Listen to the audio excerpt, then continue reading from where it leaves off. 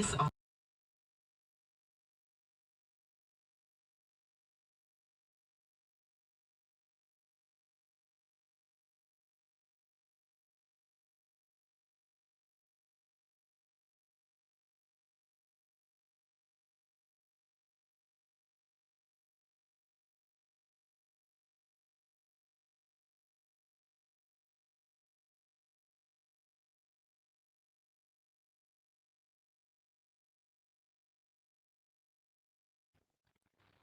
Blessed is the man that walketh not in the counsel of the ungodly, nor standeth in the ways of sinners, nor sitteth in the seat of the scornful.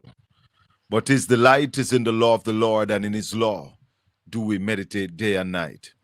For we shall be like tree planted by the rivers of water, that bringeth forth our fruit in our season.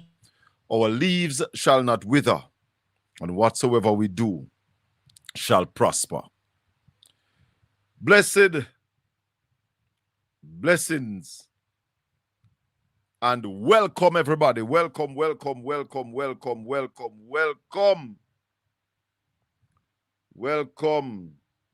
Can I tell you? Call everybody, because this is a serious evening. Look at my town of Port Antonio, people.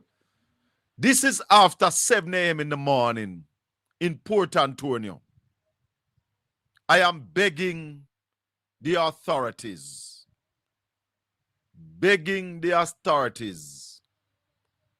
to clean the town of Port Antonio. Jesus Christ. It's a goddamn shame. I drove through the town of Port Antonio, running my cameras, and look at this. Look at what I found. Look at what I found in my town of Port Antonio. We're paying councillors and we're paying mayor and we have an MP. Somebody. What happened to the Chamber of Commerce? What happened to the PDC? God Almighty. Cleanliness is godliness, people. The town is nasty. Nasty. Cannot continue. The teachers have rejected the government offer. PIOJ said Jamaica is not in a recession. So we have asked the professor to join us early this evening. So I want to hear from somebody in the government to explain to the people of Jamaica how come that the country is in a decline constantly. 3/4, because the PIOJ, they are saying that the country declined in the second quarter, April to June, by 2.9%. But yet, we are not in a recession. What kind of voodoo economics the PIOJ is teaching? I want to talk to Raleigh early this evening because this is madness. This is madness.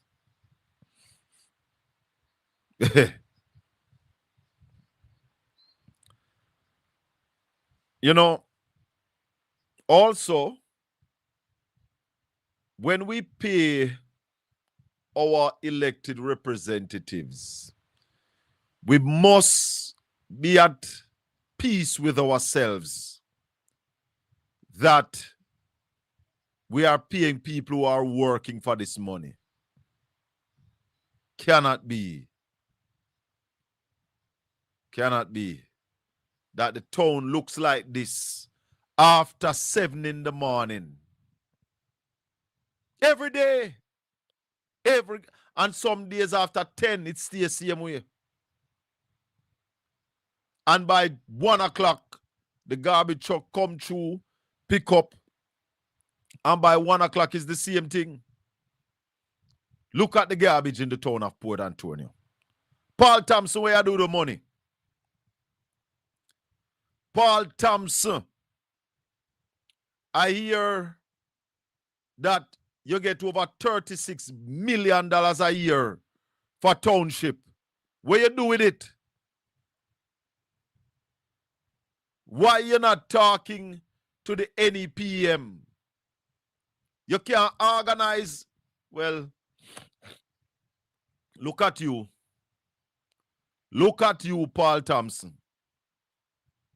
About your me. Looking at the town. This is in the town of Port Antonio, you know.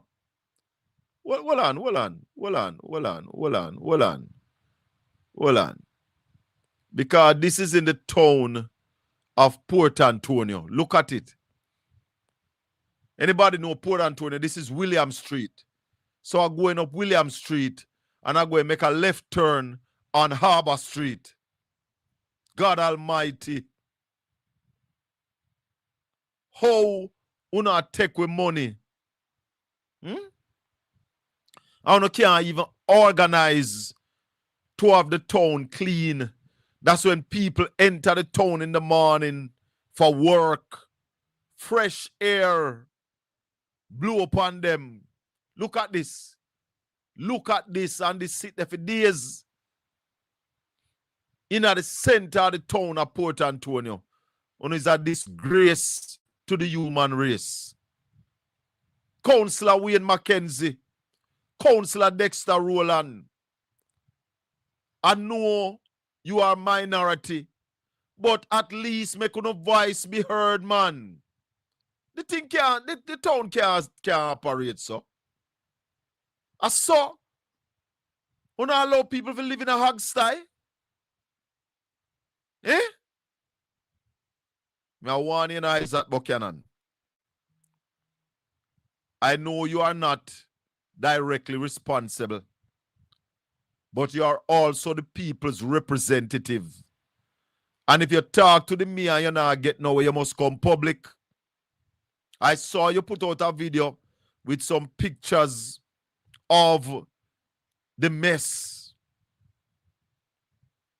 But this is unacceptable.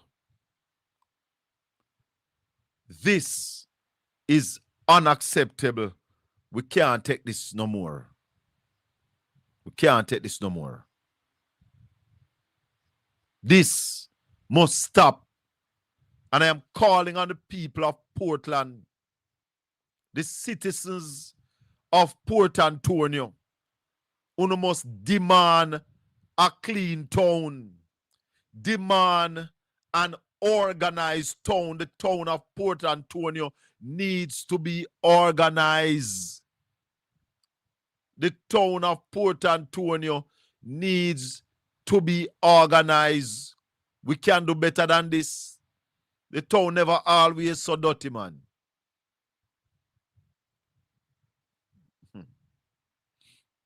We can do better than this.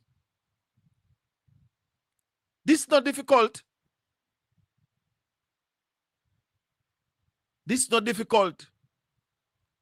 Give me the authority and I organize the town for free for your mayor. You don't have to pay me. Just give me the authority. And I'll organize the town for free. Organize the vendors. Organize garbage collection.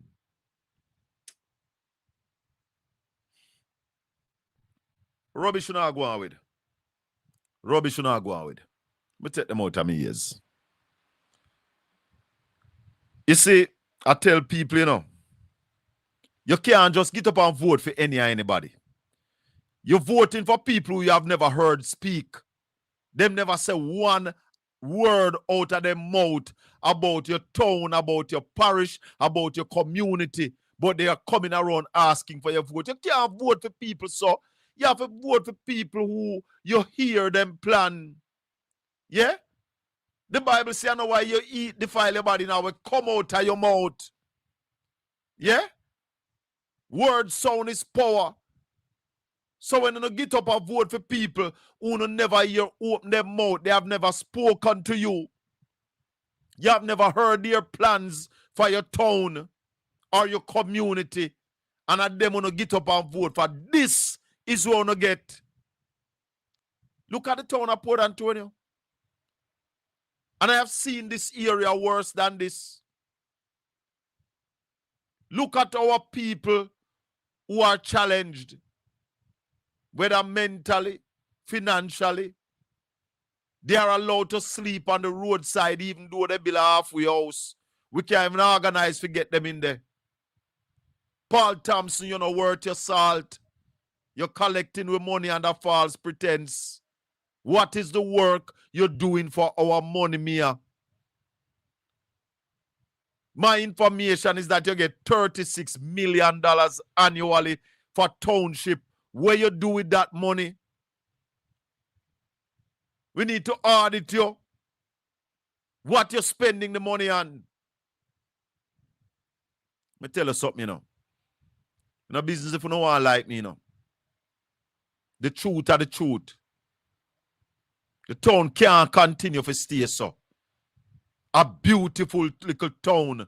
A peaceful little town. Turned pigsty. Overrun by rats and dogs. There are 4 people. The mayor have the ultimate responsibility. Councillor Wayne Mackenzie, Councillor Dexter Rowland. They are the only 2 PNP councillors. But they are the councillors for the town. And if the thing now go right, Wayne, you need to speak.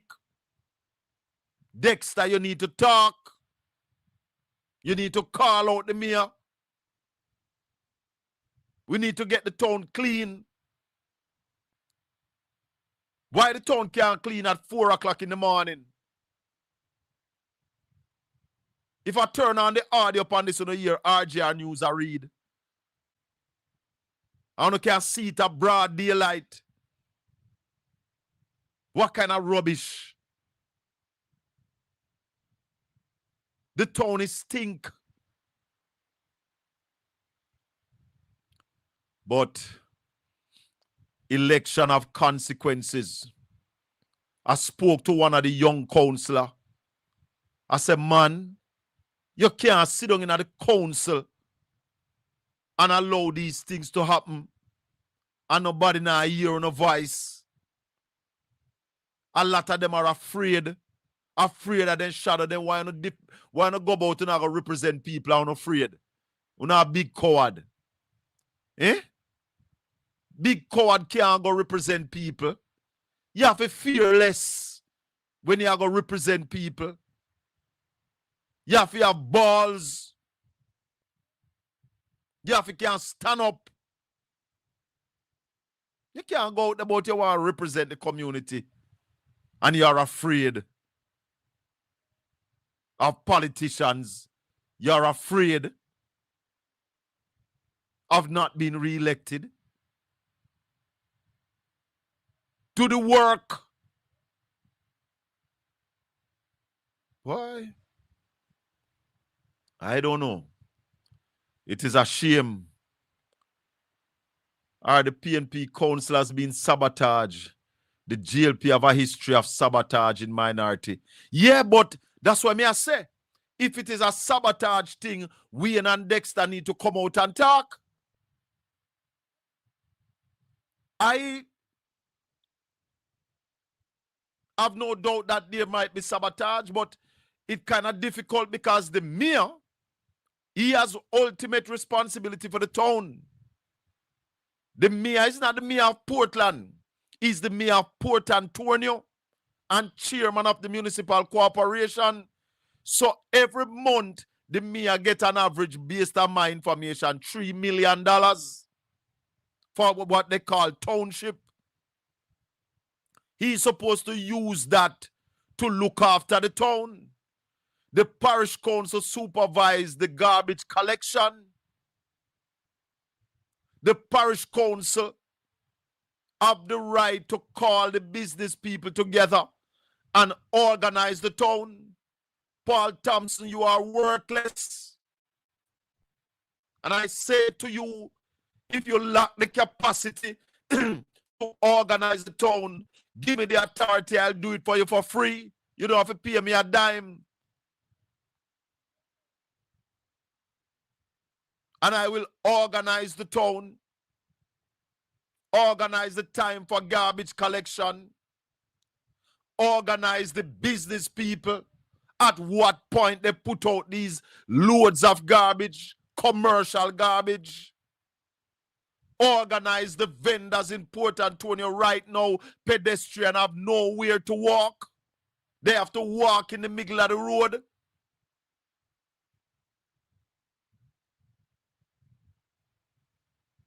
But a local government election is coming up.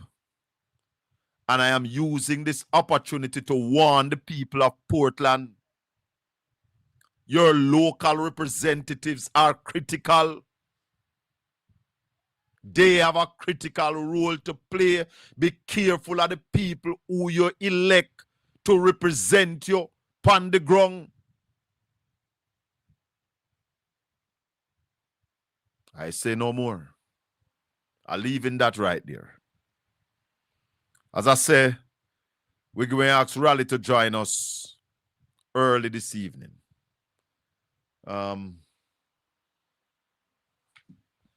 We ask Raleigh to join us early because the PIOJ, they had a press briefing today. And a question was asked at the press briefing. If Jamaica is in a recession, and we here at Portland Spice have been telling you that Jamaica is in a steep recession, and our professor is predicting that it will be a hell-shaped recession. Today, the PIOJ had their press briefing. Paul Thompson can't even do simple maths. So what do you expect? Yes, I heard that the teachers rejected the government's offer today.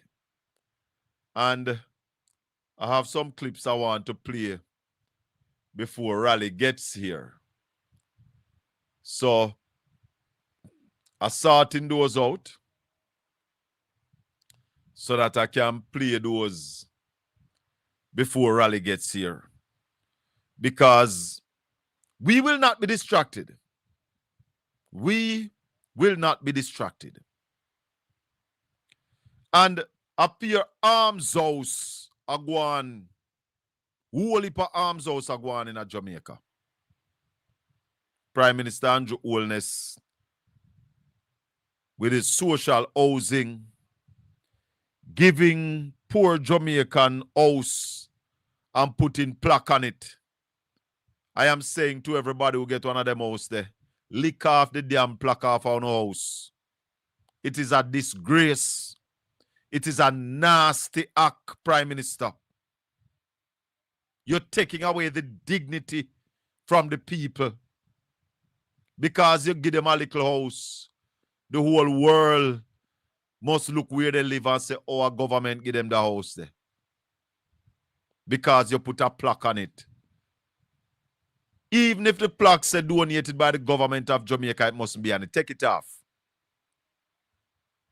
We have a responsibility to ensure that our citizens have adequate shelter. Jamaica is a signatory to about 3 United Nations conventions to ensure that our citizens have shelter. But all who seek is political mileage. Everything that this government does is about political mileage. And when rough time comes, they take no responsibility. Eh? They take no responsibility when the tough times come. We need a government that takes responsibility and stop blaming governments of the past. You are 10 years at the wicket. 10 years. And all you do is blame the PNP. Rubbish. Let me see if I can take some of these clips. We want to go to RGR for the news this evening. And we have a little bit of it because the news is filled. But until we load that, let's look at what the PIOJ presented today. And remember that the PIOJ numbers are not the official numbers. It is starting that gives the official numbers, not the PIOJ. But they give estimates. And we also realize that the PIOJ seems to be an arm of the government. Nevio, why are you here so early? Mr. Bell. Yes, Nevio. You know, say yesterday, you said that, me give people promise them to buy medication for them. In 2019, yes. And I know they don't get it. Voila, Mr. Bell. Yes, Mr. sir. Bell. Yes, sir. You know Cooper's Hill go just on the top of the border. I used to go to school. I used to go to school in Coopersville. And then you come down the hill, go over the bridge, and end up in a year division right at the clinic. That's Golden Vale. You come through Golden Vale. All right. You know that. Up in the hills there, I gave a PNP youth a farmer ticket. In go a farmer coming out and get through for go on it. And hold on, and when I give him the farmer ticket, him say him not believe. Nobody in the yard said they not believe. And when I sit down, that you remember one brown man, one nice man named Mr. King, where you used to live up at Cooper's Hill? Mr. King was a contractor, did my father friend. Mr. King bring me up at the yard the Saturday night. That was the last stop me make. And Mr. King said, Nevio, me doubt you can make a breakthrough. But when me listen to them, a labor right make them turn PNP, Colin. A labor right make them turn PNP. And me say, look here, me a give a farmer ticket because me say you need it. And I will never ask if you vote Labour Party. And when me call my boss, Mr. Boss, and Mr. Boss say, yes, Nevio, give a farmer a ticket to him. And you know when that guy believes it was real, and when he reach America and they on the work at that time he believes yes, it was real. So all when he on the plane he never believes it real. He couldn't believe it because that me. I come to Rockall. Yes, sir. I come down to come a Mount Pleasant. And I see a guy in a dark blue shirt. I say, yes, I'm not for labor right. Yes, I'm for PNP. And I tell the driver to stop and I tell the secretary, hold on. If me need you, me will call you. And me go up to the guy and introduce myself and shake him hand and start talk to that guy. And people gather and start say, I saw labor right for live. Labor right live too bad. And when me give that the guy the farmer ticket, he never believe how much farmer ticket? So how much farmer ticket you have, sir? So and that gonna use bribe people in an election. Drive around and give them farmer ticket. I mean I bribe anybody, me could give PNP when I tap. And when me give that the guy there, when me give that the guy there, confession. farmer ticket. Confession is And we good get for the the boy the soul. farmer ticket and that the boy that go away. And I never asked that guy to support labor right and that. And me and that the guy that told one of the biggest friend on phone. Confession And is I never asked him. confession is good for the soul. Like farmer I no ticket to use bribe people. I no confession, Then what? Colin. Is for the thing is You when shouldn't you be giving go out up, farmer card in election time. It is wrong. It is a bribe. Colin, A buy your buy vote. Colin, Mr. Bell, Should be a damn you shame of yourself. Where you say, you say you used to raise donkey ass? Me never raise ass. Me raise foul. When you recommend people for these things, you know you should don't not get be it. doing it in an election season. You should not be doing it in a campaign. A buy vote. That's what. Thank you for tell us. Thank you for tell us what to do. When Omar Davis say in PNP candidates say no government stop no project in an election campaign, run with it. And when they run with it at election done at Meadowbrook High School, what were those things that Omar Davis? $30 billion. What were those things that Omar Davis were talking about run with? Omar Davis saying they gonna stop Highway 2000. Those are the kind of project that was on before the election. Him saying, nah, stop them. He were talking about all of the things that were go during the election campaign. Project him say. Projects. When you buying vote. When you go in a fellowship division, go tell the people them say once you become their counselor, they will be getting milk and honey for I never tell them milk and honey. I told them if I become their counselor, I will be organizing the farmers in the Rio Grande Valley. I told them that I would be stopping the poisoning of the river and develop a crayfish industry. I told them to plant breadfruit, pear, ackee, and coconut. I told them that I will develop a maroon village in Moortown to ensure that tourists comes to the valley. I told them that I will develop the trails so the fact that the Blue and Drancro Mountain is World Heritage Site, that they will be benefiting from it. I told them that I would fix the roads. I never offered them from later, never. Let's stop poisoning the river, Colin. Well, it not so bad now, not much in the river. But what I wanted to do was to develop a crayfish industry in the Rio Grande Valley. Crayfish is now being sold for like $3,000 and $4,000 a pound. And the same way you raise tilapia, you can raise crayfish in pond.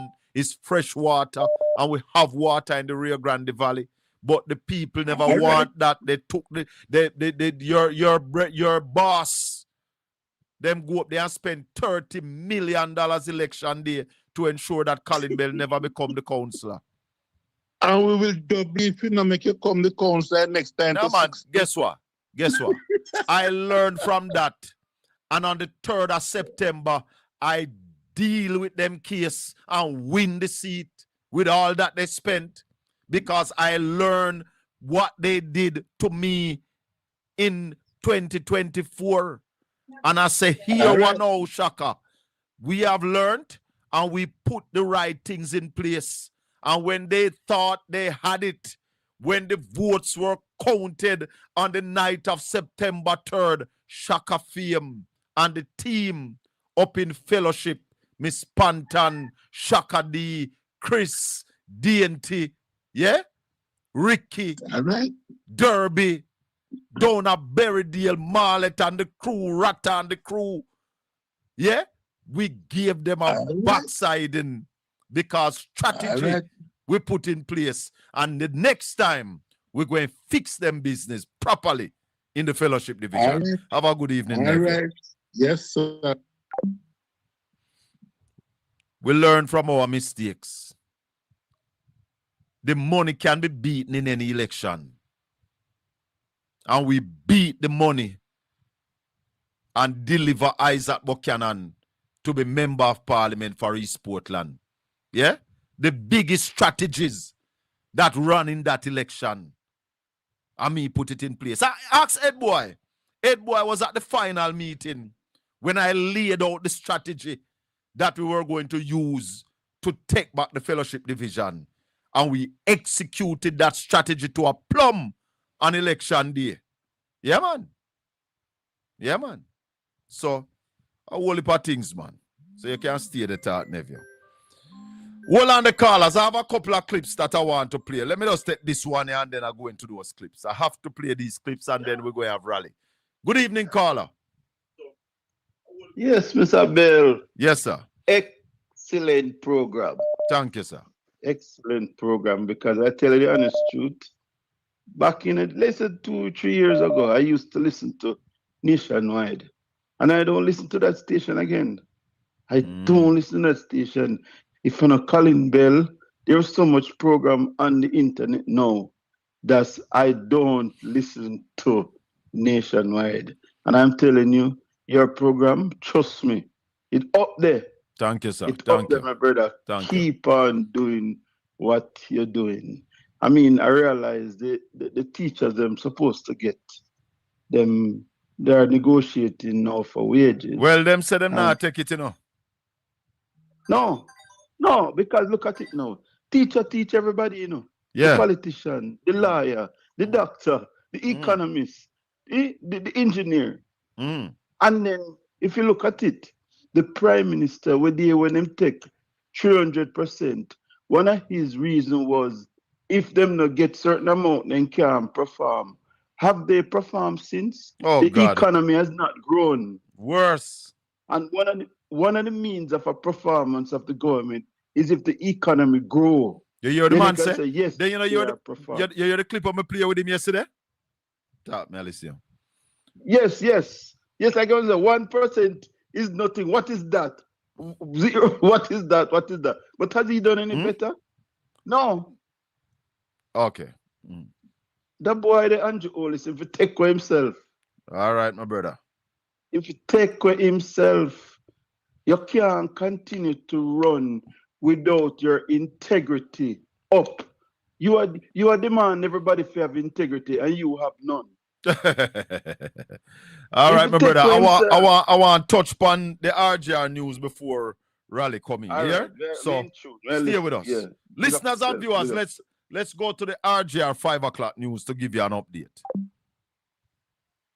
The Jamaica Teachers Association, JTA, has rejected the government's wage offer. Delegates attending the JTA's 62nd annual conference in Trelawney rejected the offer this afternoon. This was disclosed by newly installed president of the JTA, LaSonia Harrison.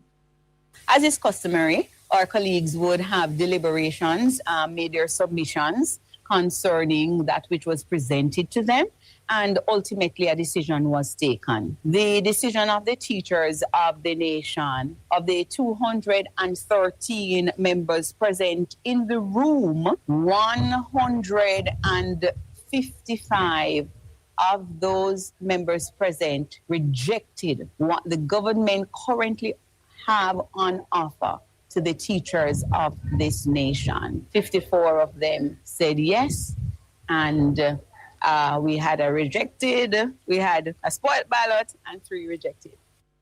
The government tabled an improved offer in the 2025 to 2028 contract period. This included a one-off lump sum payment of $80,000 in the first year and 5% over the 2026-2027 period. The offer is similar to the one offered to the Jamaica Confederation of Trade Unions, which represents public sector employees. Mrs. LaSonia Harrison said the JTA will be writing to the Ministry of Finance about its decision. So the teachers have spoken, and that is an indication to the leadership of the association, the presidential core, the secretariat, that we will know. Well, our first course of action would be that we need to write to the Ministry of Finance for having sent us the offer. Then we need to respond in writing what the will of the voice of the teachers, what that is at this time. And they're saying, presidential core, admin, you need to go back to the table. Newly installed president of the Jamaica Teachers Association, LaSonia Harrison. And in her address to the conference last evening, Mrs. Harrison asserted that staff and students of public schools have a right to a healthy and safe environment as she took aim at air quality and infrastructural challenges at institutions in Western Jamaica. Mrs. Harrison criticized the state of hurricane-damaged schools during her inaugural presentation at the JTA's 62nd annual conference in Trelawney. She questioned how much of the hurricane relief funds have been channeled to the education sector to restore these schools. We hear you, Minister, that some 5.6 billion of the overall 18 billion, that is approximately 31%, has been allocated to some schools, some 60 schools in regions 3 and 5 alone. That is approximately $93 million if the sum were to be divided equally. The question remains, how many other schools of the 600 plus institutions that reported damage from Hurricane Melissa have not yet begun any form of repairs? President of the Jamaica Teachers Association, LaSonia Harrison. This is Mrs. Harrison's second stint as JTA president, having served for the 2022-2023 term. The Minister of Finance has approved $18 billion to repair the affected schools. And the JTA is concerned about mold in several of the hurricane-affected schools in Western Jamaica. One school the AFT and JTA visited in June, mushrooms were reported to have been cut away from blackboards. Mold is a silent killer. We cannot have students, teachers, administrative and ancillary workers existing in such conditions. JTA President LaSonia Harrison. Jamaica's economy contracted by 2% between April and June compared with the corresponding quarter last year. Director General of the Planning Institute of Jamaica, PIOJ, Dr. Wayne Henry, said the decline largely reflected the lingering impact of Monster Storm Melissa, which battered several sectors of the economy. Dr. Henry said the hurricane also weakened domestic demand as fewer people were employed and business consumer confidence declined. The Director General said Melissa's impact was compounded by the El Niño phenomenon, which is expected to bring hotter and drier conditions. He warns this could further threaten agricultural output, water availability, and public health, putting livelihoods and the performance of several industries at risk. Meanwhile, he said the Jamaican economy is expected to contract in the next quarter as the country continues its recovery process. The preliminary data presented on performance for the April to June 2026 quarter indicate that the economy continued along the recovery process, recording successively lower rates of contraction over the last 3 quarters. An assessment of the performance of the major economic variables relative to the previous quarter confirms the extent of the recovery being experienced. Following 3 consecutive quarters of quarter-over-quarter growth during the first 9 months of 2025, the economy experienced a sharp setback in the October to December 2025 quarter as Hurricane Melissa triggered a 7.3% decline in real value added relative to July to September 2025. He has projected economic expansion for fiscal year 2026-2027. For July to September 2026, the economy is projected to contract within the range of 0.5% to 1.5% relative to July to September 2025. However, for the full fiscal year 2026-27, economic expansion is projected within the range of 1% to 3%. Economic growth is expected to be driven by gradual recovery in all industries due to an expectation of fairly robust growth in the latter half of the fiscal year as a result of the low base effect from the Hurricane Melissa impact in the latter half of fiscal year 2025-26. Director General of the PIOJ. Yeah, man. Wagwan, brother. Yeah, wagwan. Well, we were going through the PIOJ press briefing this morning, Mm-hmm. and they said that the economy contracted. Recording an estimated contraction of 2.9% compared Yeah, by 2.9% for the second quarter. Mm-hmm. But, Raleigh, in a question, and let me play the question. Another question here. It's from Kellery Miles. Good morning. This is not explicitly said, but in light of 3 consecutive quarters of downturn, is the PIOJ maintaining that the Jamaican economy is not a recession? And the second question, to what extent will the current drought conditions impact outturns in the current quarter? All right. Yeah. So, in the presentation by the Director General just now, he pointed to the latest release from Statin for the outturn during January to March of this year.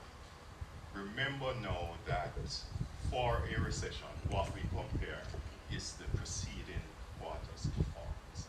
And the data indicate that for the January to March period, we actually recorded a growth of 3.3% relative to October to December of 2025. So yes, we can confirm that there is not a recession. We are not in a recession, and it's not likely that we'll experience one for the remainder of this year. Raleigh, I don't know if you heard him properly. You heard him? Yeah, man, but I never Wayne Henry said that, man. The same idiot when it said that last year, man. I know Wayne said that. No, I know Wayne, but Wayne was sitting right beside him, Raleigh. Yeah, but yeah, man, I know. But yeah, but I think you say Wayne didn't say that. But at the same idiot when it said that last year, if you notice that Wayne said that for the end of the fiscal year, you might have growth of 1% based on the recovery. You notice him say that? Yes. Okay, so if you're not in a recession now, there'll be no need to be recovering at the end of the year. I want you to understand what I said a while ago. Yes, man. I understand you clearly. Precisely. But So why? if you were growing and not in a recession, there'll be no need to recover. If you're not sick and in a hospital bed, there'll be no need for you to recover. But you heard the man said that we had growth of 3% in the first quarter of this year? Rubbish. What is this? Why these people are saying these things? Well, them just don't admit it and confused because a recession is a bad word politically. Because they admit that the economy is in a recession, it means that you're not doing well. And the Prime Minister made it clear that any government that not growing the economy must not be the government. So that's it. How do you get growth when you announce a 4.2% decline? The rubbish, man. That's what I say. Rubbish, man. Attack, man. Total rubbish, man. That's why you notice that although Wayne was beside him, Wayne skillfully avoided saying that in order to protect his credibility. That is why. And give him the question. Yeah. Because we know that is rubbish. Raleigh, explain to the listeners and the viewers how this recession work. Because what he's using to confuse the people, that the last quarter of 2025, we declined by 7.2%. Mm-hmm. The first quarter of 2026, we declined by 4.2%. And the second quarter now, we declined by 2.9%. All right. So our recession is defined as 2 consecutive quarters decline in real GDP. Decline mean decline. So whether you decline by 1% or 2% or 3%, you're declining. So what that is saying, during the last quarter of last year, the economy declined by 7.3%. Yeah? Mm-hmm. So you're in a hole that is 7.3%. During the first quarter, you decline by another 4.1%. So you're still in the hole. And now during the second quarter, you decline by another 2.9%, so you're still in the hole. All that is happening is that the pace at which you're dropping in the hole is slowing down. You're dropping at a slower pace, but it's still dropping. Yeah. So you're still in the recession. And that is why we said at the end of this presentation that you can expect a recovery, because if you're not in a recession, there will be no need for a recovery. Exactly. Simple. Simple. So why are they trying? I would love to have an Politics, interview with this guy. The whole thing, that'll be a waste of time, man. Because if you talk like that, it'll be pointless talking to somebody like that, because I'm sure saying nonsense. No, but then So then you need to show him up. Yeah, that would be an exercise. That's why we're sorry that the person who gave him the question never followed it up. Them shouldn't just take it, them should have follow up. But maybe they don't have enough understanding to follow up the question. And maybe they are not interested. Precisely. In really getting hold these kind of things. So just to go back again, so when it declined by the 4.1%, that brought real GDP down to $1.65 trillion. You have to take off another 3% of real GDP now. Yeah. So you continue to decline. It's the only thing that you're declining at a slower rate. It doesn't make sense. We shouldn't be working at PIOT. Really, Go some of the numbers are startling. Yeah, man. Agriculture, fishery, and forestry down drastically. Yeah. Once agriculture is down, everything is going to be down. Let me give you a little bit of what himself. Hold on. Labor force survey for April 2026. As such, we will not present a detailed report on this area. For April 2026, the unemployment rate was 3.7%, up 0.4 percentage point relative to April 2025. Youth unemployment increased by 1.6 percentage points to 11.7%. The unemployed labor force also increased by 5,000 to 55,000 persons relative to April 2025. The number of persons employed decreased by 25,700 persons to 1,418,800 relative to April 2025. Male employment fell by 8,500 to 761,000 persons, while female employment decreased by 17,000 to 657,900 persons. The number of persons outside the labor force increased by 20,500 to 681,900 persons relative to April. Yeah. Notice that him confirm all the numbers that we were talking about. Of course. Right. So if the economy was growing, how would everything be going in that direction in terms of employment? Less people working, more people leaving the labor force. How would that be if the economy was growing? Just to say the whole thing that makes sense, man. Listen this. GDP performance for January to June 2026. For the first 6 months of 2026, real GDP is estimated to have contracted by 3.5%. The goods producing industry declined by 6.8%, while the services industry declined by 2.4%. The industries that were estimated to have recorded the largest contractions during the first half of the year were mining and quarrying, down 23.7%, agriculture, forestry, and fishing, down 17.6%. Hold on. Accommodation. I want to stop the tape because you see, when you even look at the chart, because they put up a chart, and you have all of them in front of me. You have it right in front of me. But you realize what him said, mining and quarry down by 23.7%. The chart is saying 23.9%, you know. Yeah, but the chart you have in front of me said 23.7. The one I have on the screen said 23.9. Hey, boy. I'm going to just play a little bit more right. And food service activities, down 14.4%. Looking July to September 2026 and fiscal year 2026-27.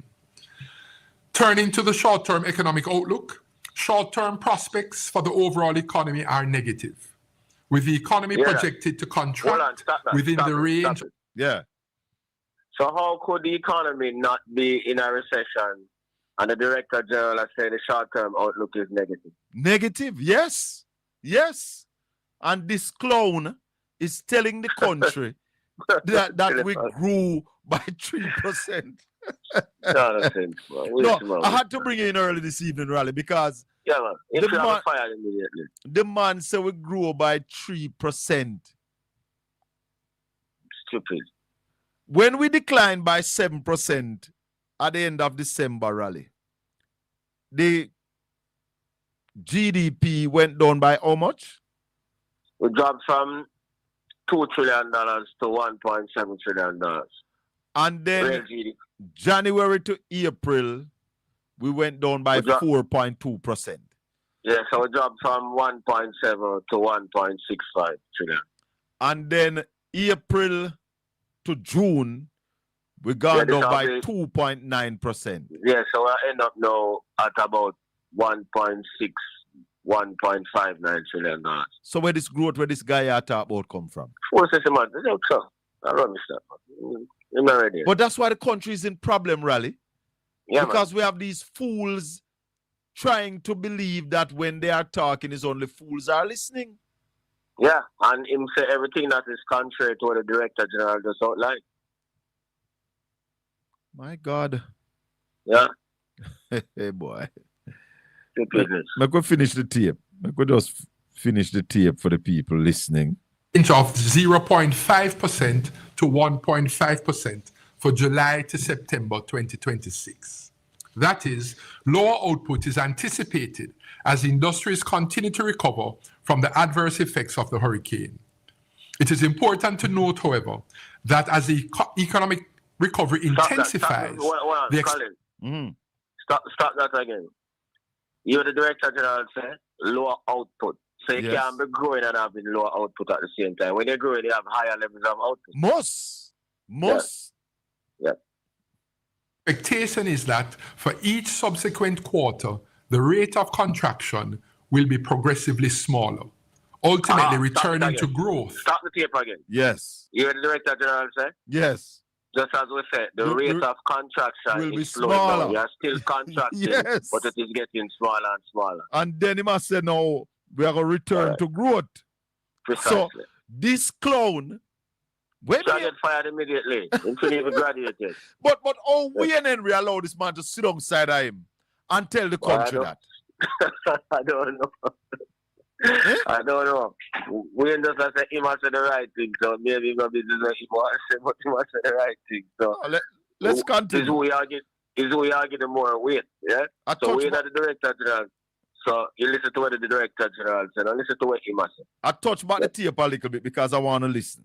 Be progressively smaller, ultimately returning to growth during the October to December 2026. So you hear when the man said we are going to return to growth during the last quarter. Precisely. And that's not guaranteed. But that's when him say we are going to return to growth. Right. So there was no growth in the second quarter. That this clown here. I'm playing back. I'm see him really play back this brother here. Hold on. I didn't say what all the foolishness last year, man. Kellery Miles. Hold on. Good morning. This is not explicitly said, but in light of 3 consecutive quarters of downturn, is the PIOJ maintaining that the Jamaican economy is not a recession?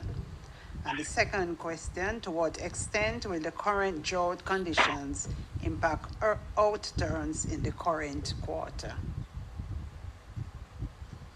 All right. Yeah, so in the presentation by the Director General just now, he pointed to the latest release from Statin for the outturn during January to March of this year. Remember now that for a recession, what we compare is the preceding quarter's performance. And the data indicate that for the January to March period, we actually recorded a growth of 3.3% relative to October to December. Man say This is in, not explicitly said, but in the second quarter, we recorded a growth of 3.3%. Statin never said that. Rubbish matter. Lie from the pit of hell. Statin said we declined by 4.2%. Man, that's dunce, man. I rubbish matter. No, man, that's not dunce in a rally. That's political manipulation. That's political manipulation. But you notice Wayne stayed away from it and give you the true picture. Yes. Yeah. I could take some calls. 1-876-804-7072. You can call us on that straight, or you can call us on WhatsApp. This is Portland Spice TV, where we speak truth to power, no matter who the guy is. Just the truth, the whole truth, and nothing but the truth.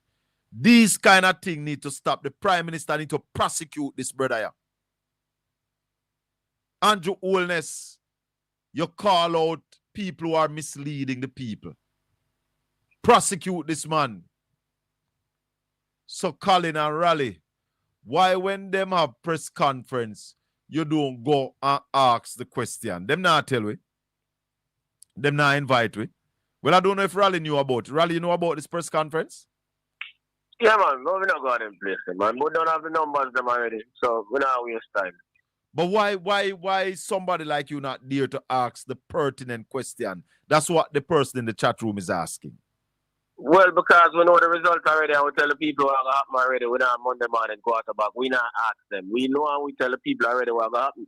What they are doing is confirming what we have been saying. Yeah, but when a man says something like this, it needs somebody with the knowledge rally to really confront him. These people needs to be confronted front and center when they come out and talk these rubbish. And maybe if you were in that audience, he wouldn't say it. No. Maybe he wouldn't say it, Rally. No, true. Let's take a call. Caller, good evening. Welcome to the Colin Bell Show. Now, like up the video for me, please. Click the like for me, please. Click the like. Go ahead, caller. Yeah, man, me like it already. Colin, good evening. Blessings, brother. I'm going to stray away a little bit from the topic that you're on. The first thing I will say is what I think. It is just what I think. I think most of us Jamaicans that are overseas are showing more interest in what's taking place in Jamaica than the Jamaicans are showing. Agreed, yeah, man. That's a fact. Yes, caller. And the next thing that I'm going to say is that well, I am overseas, and most time I'll have to listen to your program when it's not live, due to majority of the time I'm asleep. Oh, okay. Right. So the next thing, and I know probably you might not agree with me on this one, but most places that the are being bulldozed down, right? And this is just what I think. If there is an election could call tomorrow, most of these people will still vote for the government. Why do you think so? I think the government, if there should be a next election, the government will go in these community and they will bring out whatsoever they need to bring out, and they will give them what they need to give them, and they will try and start them out the best way possible for that occasion. Yes. And then based on the diet, it will chip in as well, and they will just say, okay, you know what, because him start this again, me I go just vote him back in. Yes. Yes. You right? have a point. And then, you know, because we are going to always have the whole empathy, right? Most of Well, us caller, I don't know if you heard going to have Nevia. empathy. Caller, hello? Yes. I don't know if you heard Nevia a while ago that during the election campaign, him a walk around and give out farm work ticket. That didn't tell you a little while in a rally. Yeah, man, that Nevia just tell me. So during the campaign, he might give out farm work ticket. So, you're true, you're right, caller. You're right, Yeah, like man. book. Yeah, man, that's a very plausible Yes, argument. Yeah, man. And then from what I understand, most of those farm work ticket didn't worth the toilet paper at the end of the day. It didn't worth it. One youth I know, they gave him a RADA card. I think if you go sign up a RADA and tell him say a farmer card, boy can't read. Carrot come to me say, yo, get a farmer card, you know. Yeah, man. One of the MP driver gave it to him, you know. When we take it from him and look on it, I say, brother, you know, say something this to go up a RADA, go sign up with RADA. Yeah, man, them fool up the people. Him shame like dog. You was so ashamed. Yeah, man. Exactly. Because you know, when they were doing all this thing for the election, I was in Jamaica at that time, and you know, they were walking around, driving around with that book, and someone went to the Prime Minister, the now Prime Minister, vehicle. And the Prime Minister has a book pushing to that person, and that person pushed back the book to him and said, all he needs is just rubber band that you put on your hand. Oh, just the armband. I'm like, the armband, and I'm just looking and I was like, man, we you know, and the next thing that I've looked at, right, I've traveled most countries in the world, and you know what I realized?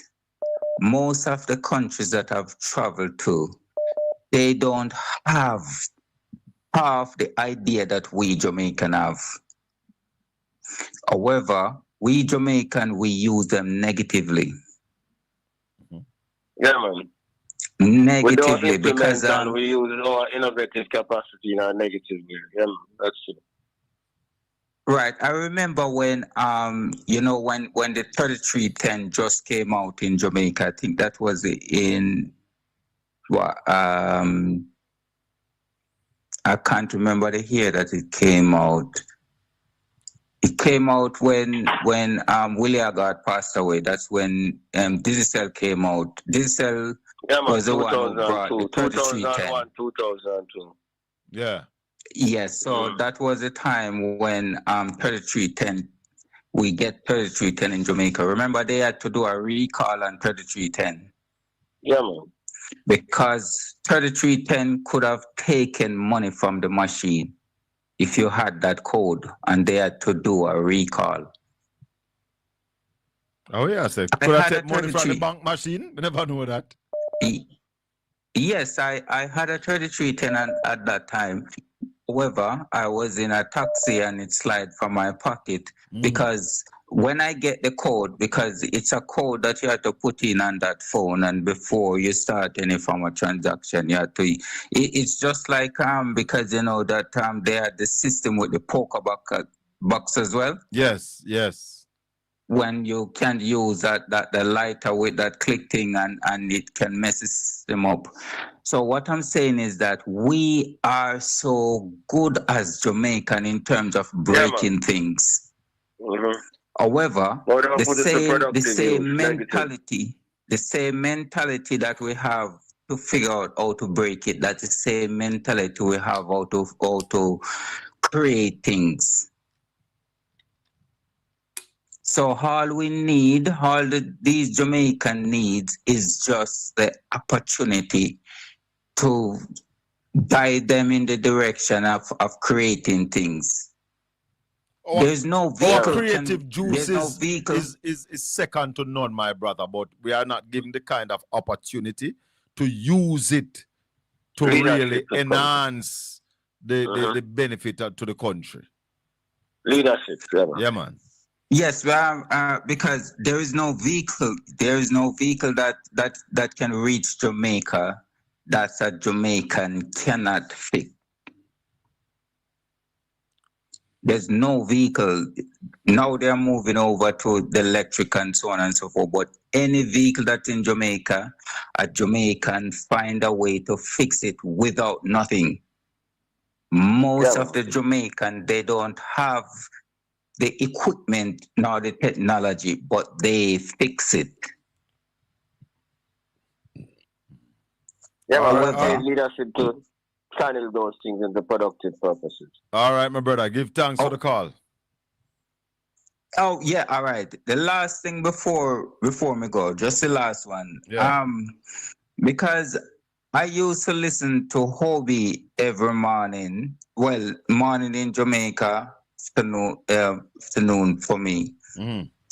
But then I've heard when someone called him, this German person, and there was a little thing. And I know that that station now became politics. And based on that, I'm not going to listen to that station anymore. I'm not going to. It start bring politics. And thank you so much. Thank you so much, Obi. Politics start develop inside of it and start doing different stuff. Thank you, Colin, for taking my call. Thank you so much. Blessings, and my brother. Keep on doing the good work you're doing. Thank you so much, Mr. Ralston, because I am learning from you. I'm learning from you. Thank you. All right, bless up. Raleigh, give us an update on what is happening in the Jamaican economy today. Well, not now today. Tomorrow, the bank the government will be borrowing 30 billion on Friday. The Bank of Jamaica will be mopping up 27 billion tomorrow. And the new governor is now in place. There's an interest rate decision to be made tomorrow with inflation running at 7.5%. What they're going to do is to basically hold the rate at 5.5% per annum. They only have two options, hold or increase. They're going to hold. And you believe that they are going to hold? They're going to hold. Holding will be the right decision and see what the Fed does in September. Okay. Because every central bank follows the Fed, which is the world's dominant central bank. And on the world stage, what's happening on the world stage? Well, on the world stage, that is why I'm saying they have to watch the Fed, because the war is very much in train. The Iranians fired a missile into a cargo ship this morning, so we see British oil trading at over $90 per barrel and US oil trading at almost $90 per barrel. It is now costing the US government more to borrow money because interest rates are climbing on the news that inflation will accelerate because of the higher crude prices. So we have see more inflation in Jamaica. 7.5% will go further up. But if inflation continue to increase, Raleigh, how then the PIOJ is projecting that the last quarter we might see a 1% growth? Where is it going to come from? That's why I'm saying might. Because it all depends on what is happening with the war. And NARA is one of their hope that if NARA come through... But NARA not coming in place till December, man. NARA not going to do nothing till December, man. NARA never have no impact to this fiscal year. So for this fiscal year, you don't see any impact from NARA? No, because everything already in December and the fiscal year done in March. What will happen with the 3 months? No, NARA. Let's take a call. That's why we say might get 1%. 1% is nothing. Statistically insignificant, as the Prime Minister said yesterday. That's in the margin of error. Yeah, correct. Yes, caller, good evening. Welcome to the Colin Bell Show. You're live on Portland Spice TV. If you have not yet subscribed to the channel, please subscribe. Give the channel a thumbs up, give it a like, and share the channel. Go ahead, caller. Good evening, Colin. Good evening, Uncle Ralston. Good evening. Uncle Ralston, now I am very happy that you touch on the inflation fact factors. So these factors, that is, some are geopolitical, as we know, and underground, we know.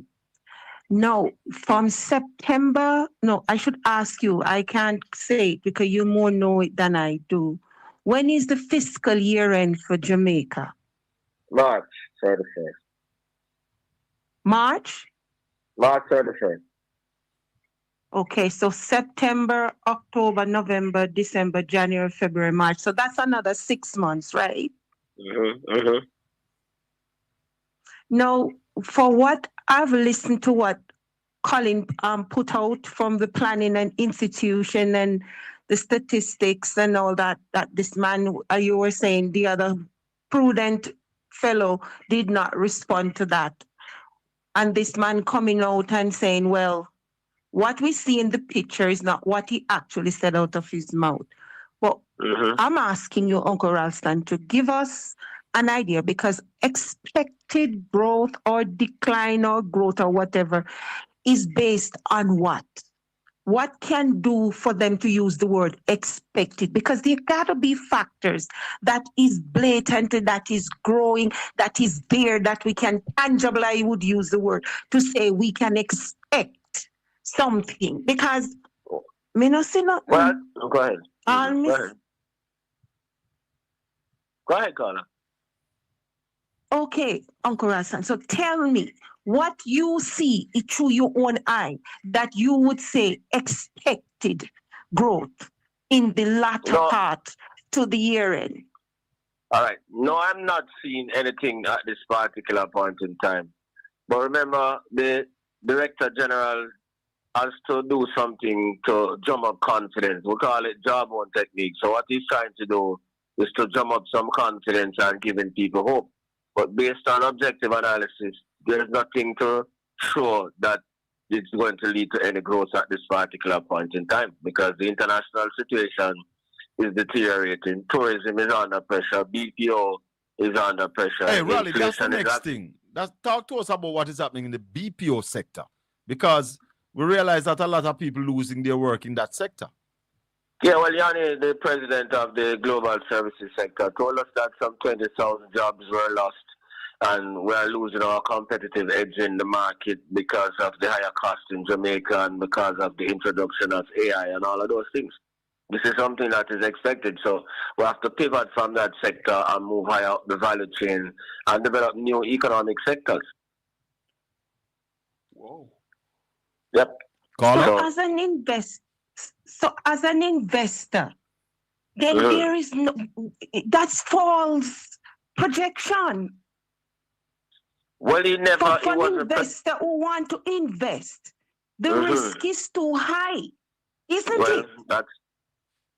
That's a part of it, and the risk is not just in the Jamaican context. The risks are global, because the global situation is deteriorating because of the war.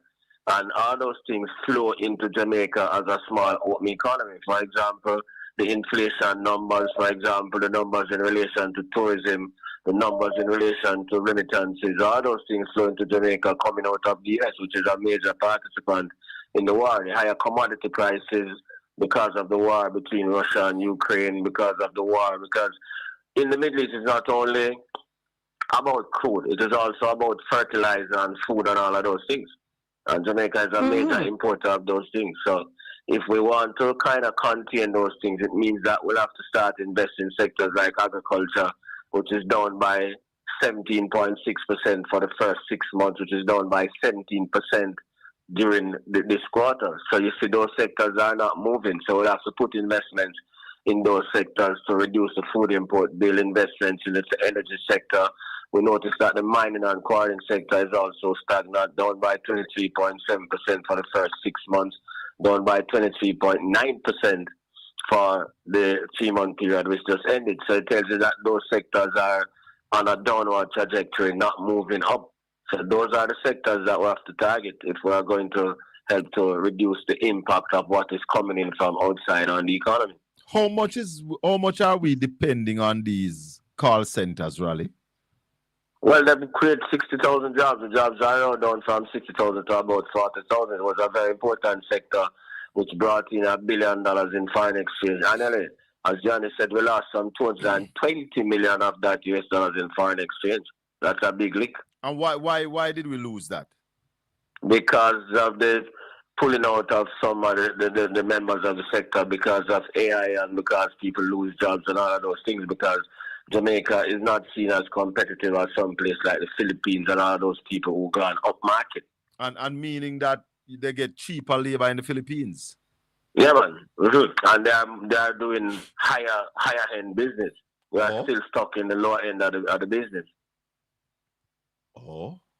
And their infrastructure is more stronger than ours. Yeah, man. That can impact because hurricane season and typhoon and all that is not unique to these places, but their infrastructures have been in place now to withstand or even minimize the impact of a category 5 typhoon or whatever. As you can see, you're going to have damages, but their recovery is shorter and all that. Yeah, man. The next thing I have to ask you, Uncle Rasta. Hold on, Carla. Before we move away from the BPO, what effect does scamming in Jamaica have on that is also a big problem, man. Big problem. Big part of the problem. Is that one of the reasons why some of the businesses are moving away from Jamaica? Yeah, man. Prime Minister said it. Johnny told him, and the Prime Minister said it too. Yeah, man. So I have to fix that too. Go ahead, Carla. And last but not least, I was listening to this thing about military, because when you get these kind of information and they put it out there into the public with a credible reporting system, it gives a false sense. Because when I hear that the Jamaica is military agreement with the United States, how can Jamaica this man name Chang sign a MOU or whatever for military agreement when Chang doesn't have the authority unless the Governor General via the Charles III or the Crown Prince of England give him that authority to sign military. That's what I'm saying. Not Carla, security, military. Carla, stop it. No go so, man. No go so. King Charles no business with Jamaica. Have nothing to King Charles not play no role in no decision with Jamaica. No, Colin, please.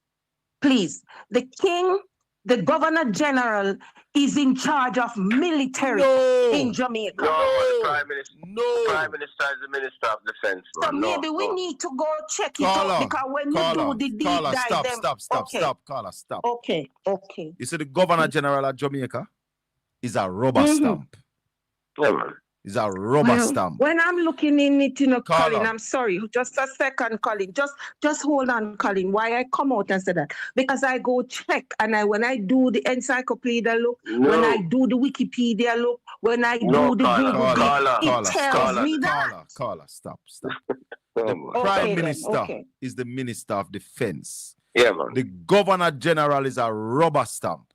Most things that the Governor General do, after consultation by the Prime Minister with the leader of opposition, once them send it to the Governor General, he have to sign that. If he not sign it, he have to resign.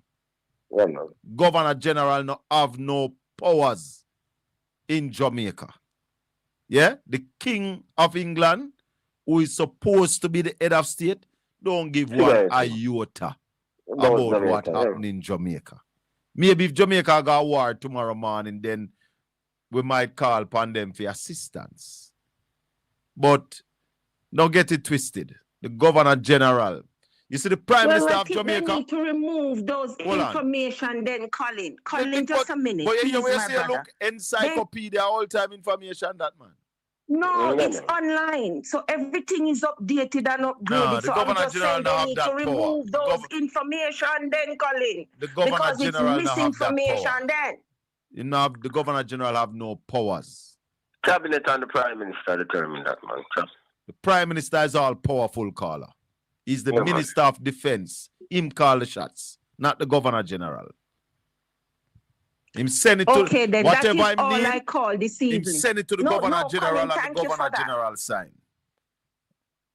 Thank you for that, Colin. I appreciate it, because when I do my research and do all these things and these things come up, that's why I ask, and I'm very grateful and thankful that you correct me and put me on the right track when it comes to this information, because it makes you have some misunderstanding of how you look at things. All right, those were my questions for tonight. Thank you. Okay. 1-876-804-7072. Welcome to Portland Spice TV. We have the top financial analysts anywhere on media. Anywhere on media. The top financial analyst is with us this evening, Ralston Iman. Go ahead, caller. Good evening to you, Colin and Ralston. Quite an interesting show thus far, and definitely interesting news coming out of the PIOJ.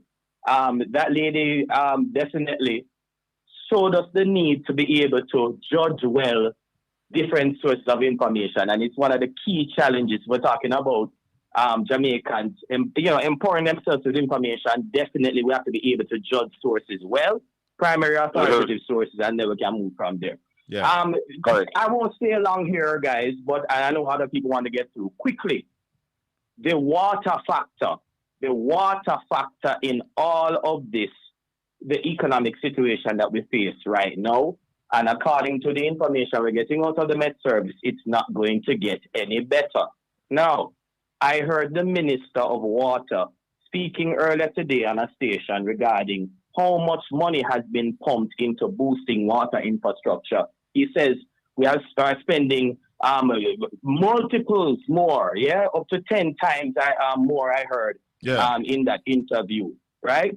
Now, as things get worse and the water situation gets even worse, I think definitely we need to pump up the investment in infrastructure, especially as it pertains to water. And Ralston, you know of the multiplier effect that the lack of water resources has had. And it brings me back to something that Ralston's been saying many years now, as we try to improve our overall economic situation, the importance and I dare say the myopic focus of paying down on the debt while other parts of the house. No, hold on, caller. Yeah. Don't just say paying down on the debt. Paying down on the debt faster than we needed to. Much faster than we needed because to. That's exactly we agree that we must pay on with debt. But we don't need to pay. What we did was pay way more than we needed to, over $100 billion more. Absolutely. You imagine Portland under water prohibition? Portland? Yeah. Crazy. Yeah.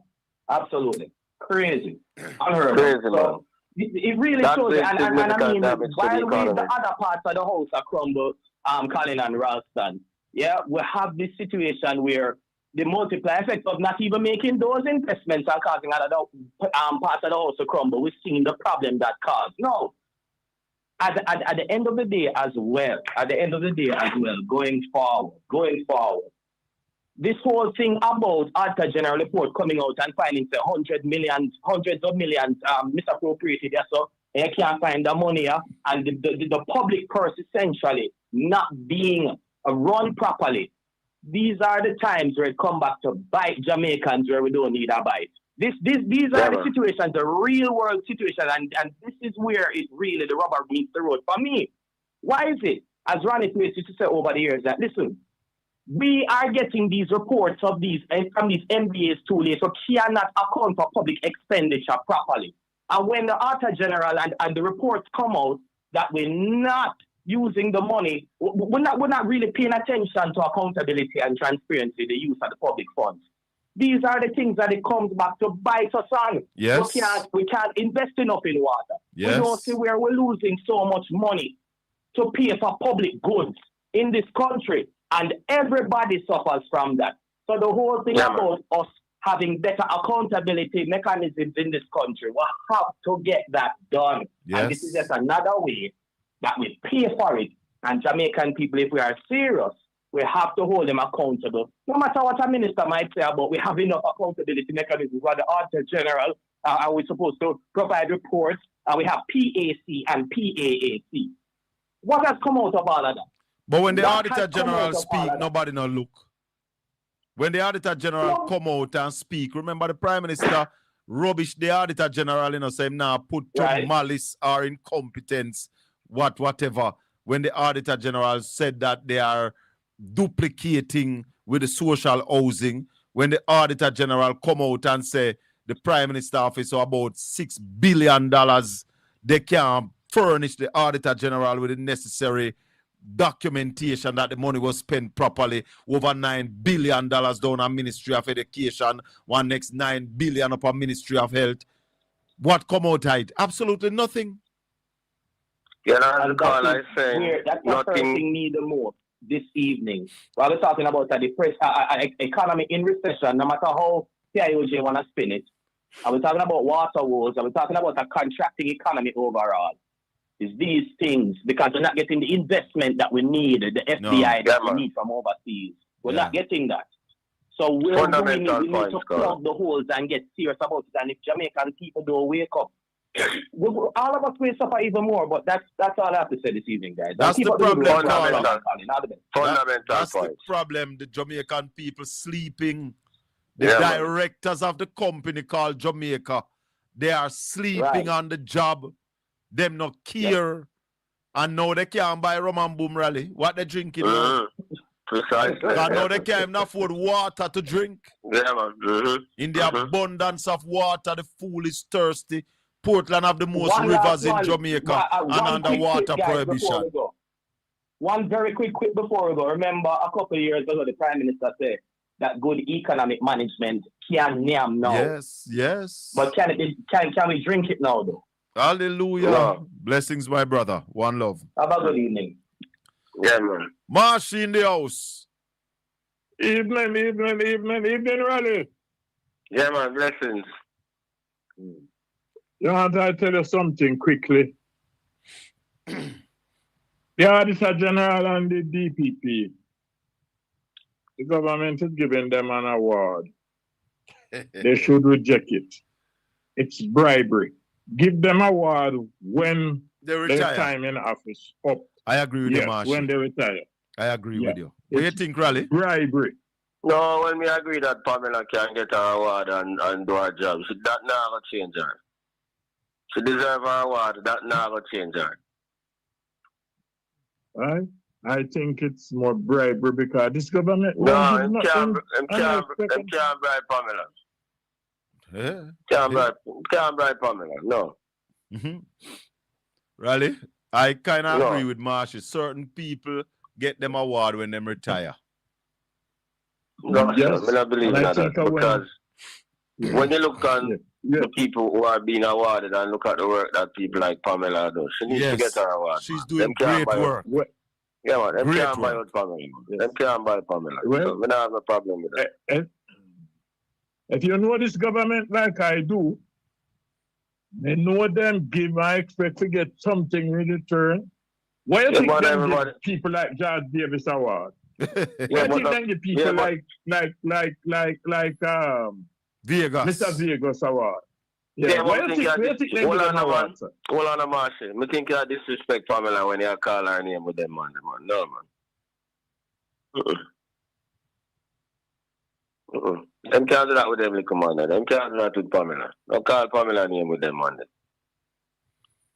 The respect for Pamela Monroe Ellis is very high, you know, Raleigh. But what Marshy is saying is that the government, no real, for them intentions are not pure. Their track record, speak loud. And I'm saying that based on her track record and based on what we see her doing on the ground, I'm saying to you, even if them get her award, her work deserve that award. Them can't bribe her. She not gonna see that as a bribe, and she not gonna do that.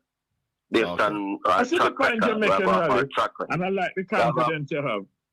We'll go for a track record. Remember the man them what you are talking about, you know, based on the work where them do, that them get it, you know, the whole propaganda that them spread on and things. Yes. Raleigh, hold on the Marshy. What's the country's reserve right now? $6 billion. 6 billion. And the fact that we have to be intervene in the US market, in the exchange market, how confident are you that this will be holding for a long time? Well, them have enough to hold for a significant period of time for the rest of the year going forward, even if they have to intervene on a regular basis. Them still have enough because, you know, in a functioning economy, we never need so much reserves. Yeah. So it depends on how fast them get the economy back on track. But them have enough to hold out, man. So you're comfortable with the net international reserve? Yeah, man. Mm-hmm. Go ahead, Marshy. Well, I dare not challenge Ralston, and I will have to take his word for it. But I know one little thing. If you put mango in a bag and you heat them out one, and you not put back none in there, you know. When I tell you I got the can in my bag and none in there, you know. Yeah, but one thing you have to remember, although the flows are declining, them still get some flows. Yeah, so them not get as much as them used to get, but them still get some flows. For example, for the first 4 months, they got 1.5 billion in remittances. The first 5 months. Yeah, so it's not that everything evaporate and them not get nothing. Yeah, what happens is that them might get less than them used to get. Yeah, and it depends on how long them take to start getting some more, and that is why we're urging them to save if you can't get no more. So save by having an energy policy, save by having a proper food security policy. Those are the big ticket items that them can save foreign exchange from and create some sensible jobs. Yes. Well, when you speak in a rally, it's final, but something troubled me a couple of days ago, you know. The demand exceed supply. Yeah, but right now the excess demand last week Friday was $70 million. Yeah. But the dollar revalue. Yeah, well, that's an anomaly. Yeah, man. Yeah. that makes sense. Yeah. Oh boy. It just don't make sense. But Raleigh, can you have confidence? I will have to go with you because you always get it right. Them drop back today to 159.40. So 159.40. Yeah, man. Mm-hmm. Well. I said to those people who want to save money to try save in US, listen to this program, listen to Raleigh on RGR and catch when the dollar move.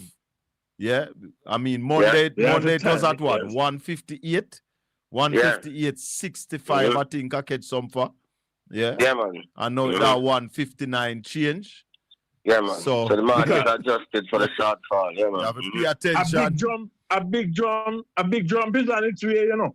I think so. I think so. A big jump is on its way and not too far from now. But Raleigh, not too far. The government going borrow what, $30 billion Friday? Yeah, man. And what length of time they're putting on that, you know? $125 billion for 3 years and another $5 billion for 20 years. Chances are the 3-year note is going to be oversubscribed. But they're not getting nothing for the 20 years. 20 years, yeah. The body not go so long. Yeah. No, but the 3 years, what percentage they giving? The 3-year note is 7.75 and the 20 years is 11.75. 7.75 on 3 years. Do you think that's good, Raleigh? Yeah, but that's a good rate. But what the Bank of Jamaica gives on like 1 year? 1 year. Well, the Bank of Jamaica mostly them not really carry 1 year notes, a short term thing. So like the CDs are 5.75% per annum. So chances are people are prefer to buy that more than buy a 20-year note. Because the man can't see what 20 years from now will come from. Yeah. Nobody not go so long. Especially at this time when people want cash. So the 3-year and the CD are going to be oversubscribed. Jax from Jacksonville is saying that he does not agree with our views on the Governor General. Jax, the Governor General of Jamaica, is a rubber stamp. Yeah, man. Whatever the Parliament sends, whatever they send to him sign and send it back. And like Bert Samuels told us here, if the Governor General, he can refuse to sign, you know.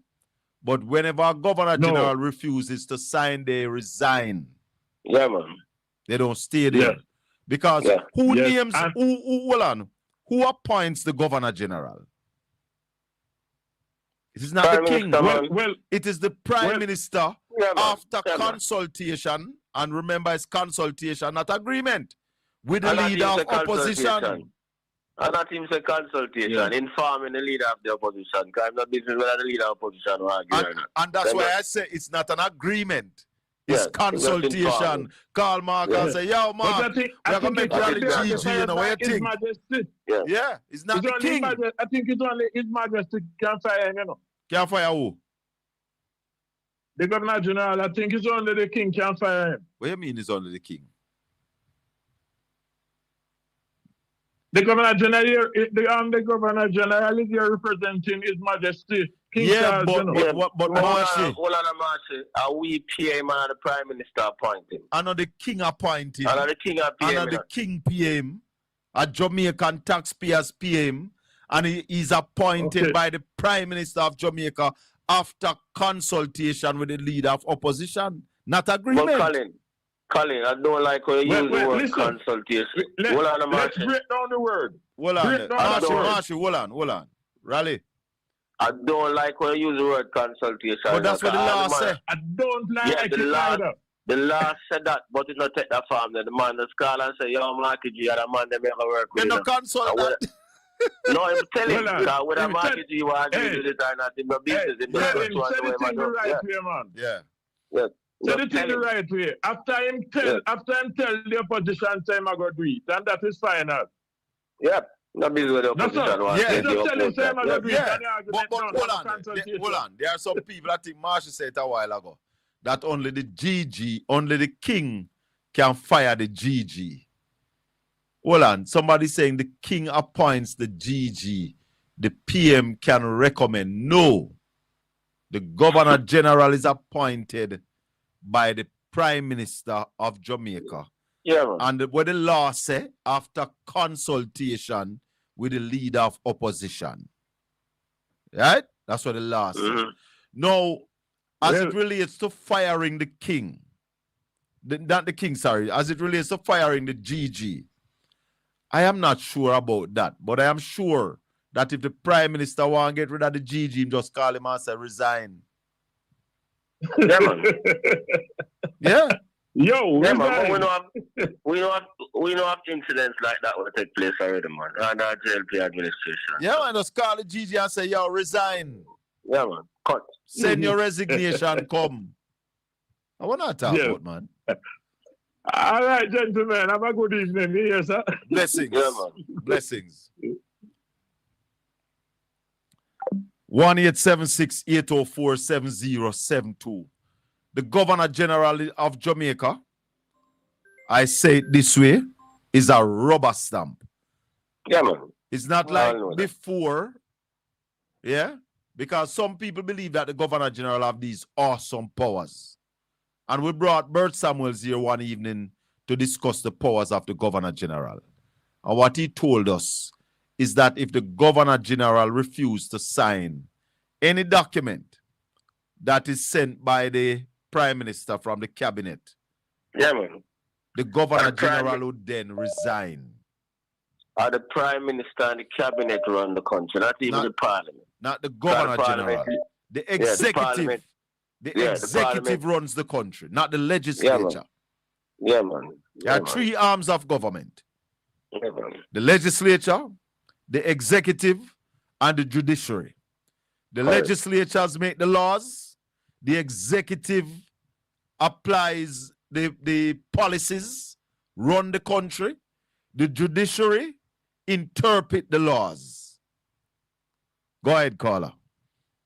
Yes, good evening, Colin, and good evening, myself. Yeah, man. Yeah, man, good evening. Well, with the GG in there, by his job, you know. The GG do what? This GG who we have right now, I buy his job, you know. In buy you know that? Me never know that. Yep. I want to hear how. Remember, he was in Mandeville running Northern University, right? Yeah. And he take about $1 million and give to Bruce.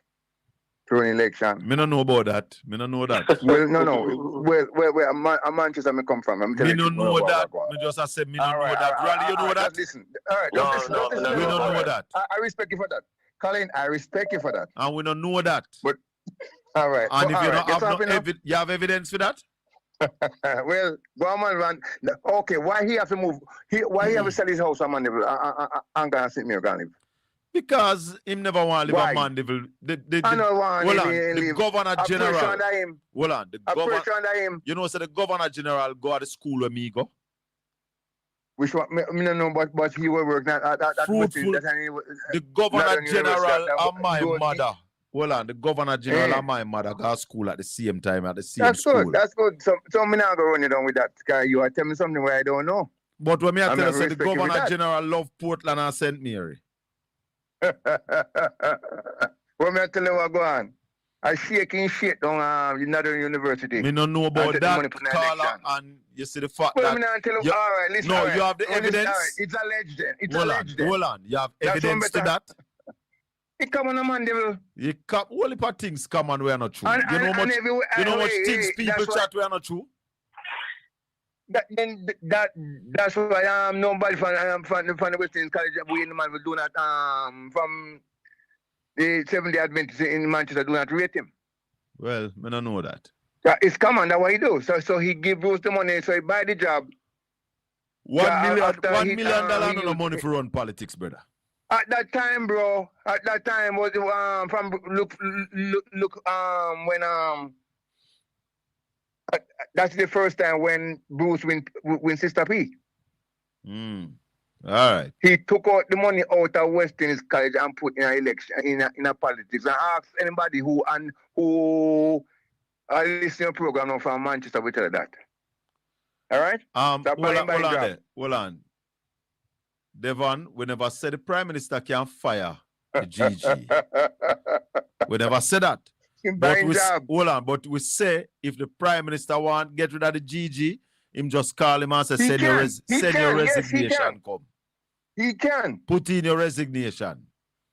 He can. Anyway, continue, caller. Right? So if I might be after I get somebody from Manchester because until what I'm saying is right. He shit on another university. I use the money. Make we continue. What else? All right, that's all I'm saying this evening. Yeah, man. I'll talk again. All right. All right, cool. Respect. You see, we have to be careful some of the things then where we come on media, come talk. Yeah?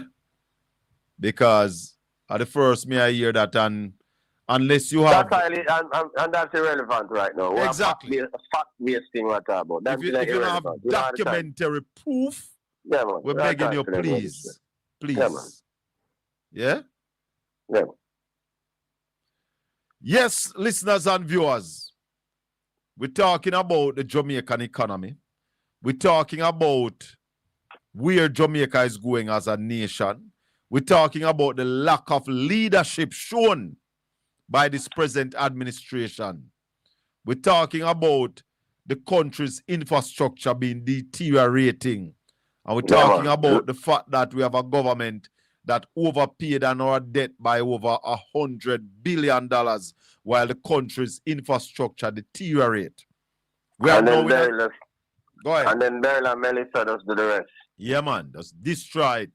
And we have seen where the government said that they have mobilized a large amount of money and refuse to spend that kind of money to start the rebuilding.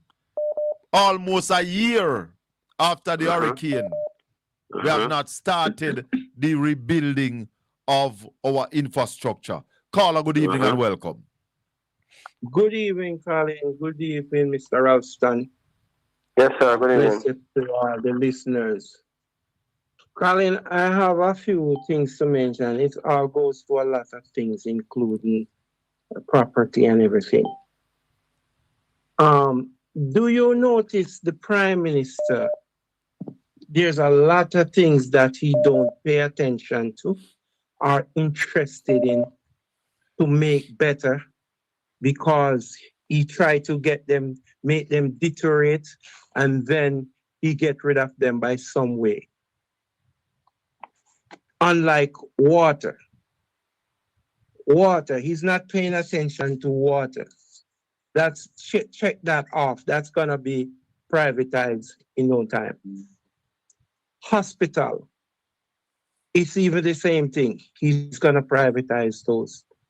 Housing, he's not paying that. He don't do much to housing. Remember, he's gonna privatize that. Transportation, he don't do much to transportation. He's gonna privatize that. And the last one I'm gonna go to right now, which could be many more after that. But let me set the table for that one. In the 80s or early or late 70s, you know who did a studies on Jamaican soil? Who? The Israeli.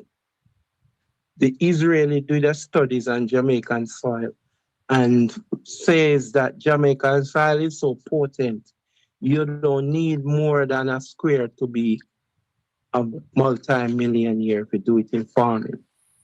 You mean the same Israeli them were talk about the what Spring Plain rally? Spring Plain, Eli to soda. Yeah. Here goes.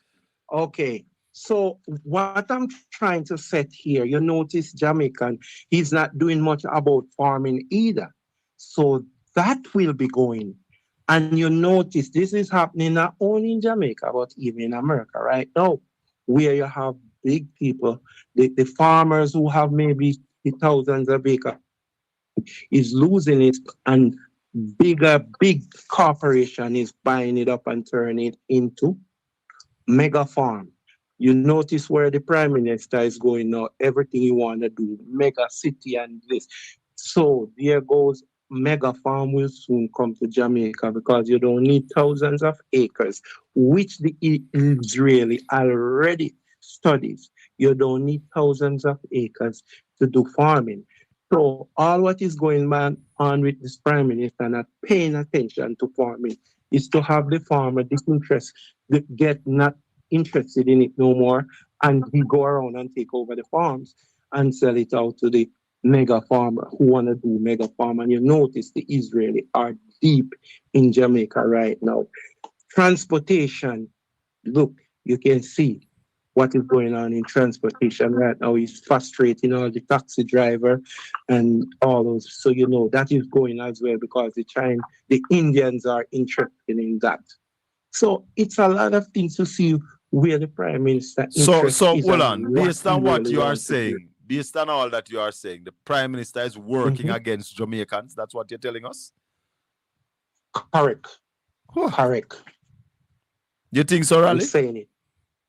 Well, if you run in the country and you're paying the debt faster than programmed for, allow the country's infrastructure to run down. Hurricanes come, damage that infrastructure. You collect all of this money, 1.44 billion in donations. Then you mobilize almost $6 billion from international sources. And 10 months after the hurricane, you don't draw down none of that money. You don't spend any of the money that you got by way of donations. The schools are supposed to be reopening in September to boost the already flagging education system, and there's no urgency. There's no urgency to deal with food security. There's no urgency to deal with energy security. $3 trillion gone missing, then it is simple. The answer to that is simply you're not working in the interest of the Jamaican people. Yes, caller. Yes. There. So that's what I want to put out there. So all of these things shows you where the prime minister's interest in and who is next in line to run Jamaica and who is they are going to run out of business, if not run out of Jamaica. All right, and sir. That's what I have to say. All right, my brother. Serious argument, them the man a drop Rally. Actions speak louder than words. We have a big international crisis and a recession in Jamaica, and the Prime Minister hasn't spoken about those things from February 28th until now. And talk about all kind of things except those things. And the Finance Minister? Look, missing at sea. Chris Campbell, good evening. Good evening, Colin. Alston, how you doing? Good evening, yeah, man. There's a couple of things, Ralston. The cost of Fed borrowing has gone up. The yield is going up. And it's at the highest rate in over since 2007. That is a significant thing. The long bond, yes. Yeah. If you couple that with what is going on in the Gulf, with the ripple effect of these things, they don't happen at the same time. It's like throwing a stone in a pond. Some of the ripple come first, and then behind them come other ripples. And compounding the problem is that Trump is now at his tariffs again, which is inflationary. You know, so all of these headwinds will create a problem. People go, by the way, Rouse, I don't know if this passed you by, but you know, the government has decided not to help with the Medicare Part D, which is the part of Medicaid that help the poorer people pay for their medication. A lot of Jamaicans benefit from that thing. That will have an impact on people sending back money because they're going to have to pay more for their medication. And so you, so you can see all of these things adding up is putting pressure on the diaspora. And as you stated earlier, you can see less funds coming into Jamaica from the diaspora because we are under tremendous pressure in terms of our spending here with buying food and gas and all of these things. So one thing, Ralston, you know, I have a spot in Barbados. I've seen where Mayor Motley, who came in late and went to the IMF, she didn't copy what Jamaica did. She said, we're going to pay down the things slower so we can have room to pick up the roads and things. And if you go Barbados right now, they have fixed up almost all of their roads. They have built hospitals since the 2 years ago and all them things. So I don't understand. That will always be part of what we do. What is this mad rush to pay down this damn thing at the expense of making the country infrastructure crumble? That is madness. That is craziness. Of course, we have been talking about that madness for the last 10 years, and here we reach the stage now where overpaid, allow the infrastructure to crumble, allow the economy to go into a steep recession. That for 2 months straight now we have been underpaying the debt. So move from massive overpayment, economic decimation to underpayment. So we underpay the debt in May and in June. And in June. What happened July? We don't have the July numbers yet. Okay. But we're expecting that when? We expect that from the Ministry of Finance at the end of this month. Oh, okay. The revenue numbers come out a month apart. Okay. But before I get off, Colin, let me say this: we haven't done anything significant in education in a global thing where, you know, technology is moving at warp speed. We are like back in the 19th century in terms of our education system. It's the greatest investment we can make, Colin and Ralston. Is really bringing up the skill set of the Jamaican youth so that they can, even if they're not in Jamaica, they can migrate and go use their skills overseas and send back money to Jamaica. But that will not happen, Chris. That will not happen. Over 600 schools got damaged in Hurricane Melissa. As Raleigh just told you, the government mobilized over $600 billion and over $1 billion was donated. They have not started spending that yet. September is coming. A lot of those schools have not yet been repaired and will not be opening September morning. Is it a deliberate ploy by the Jamaican government to ensure that our children remain dunce and dumb?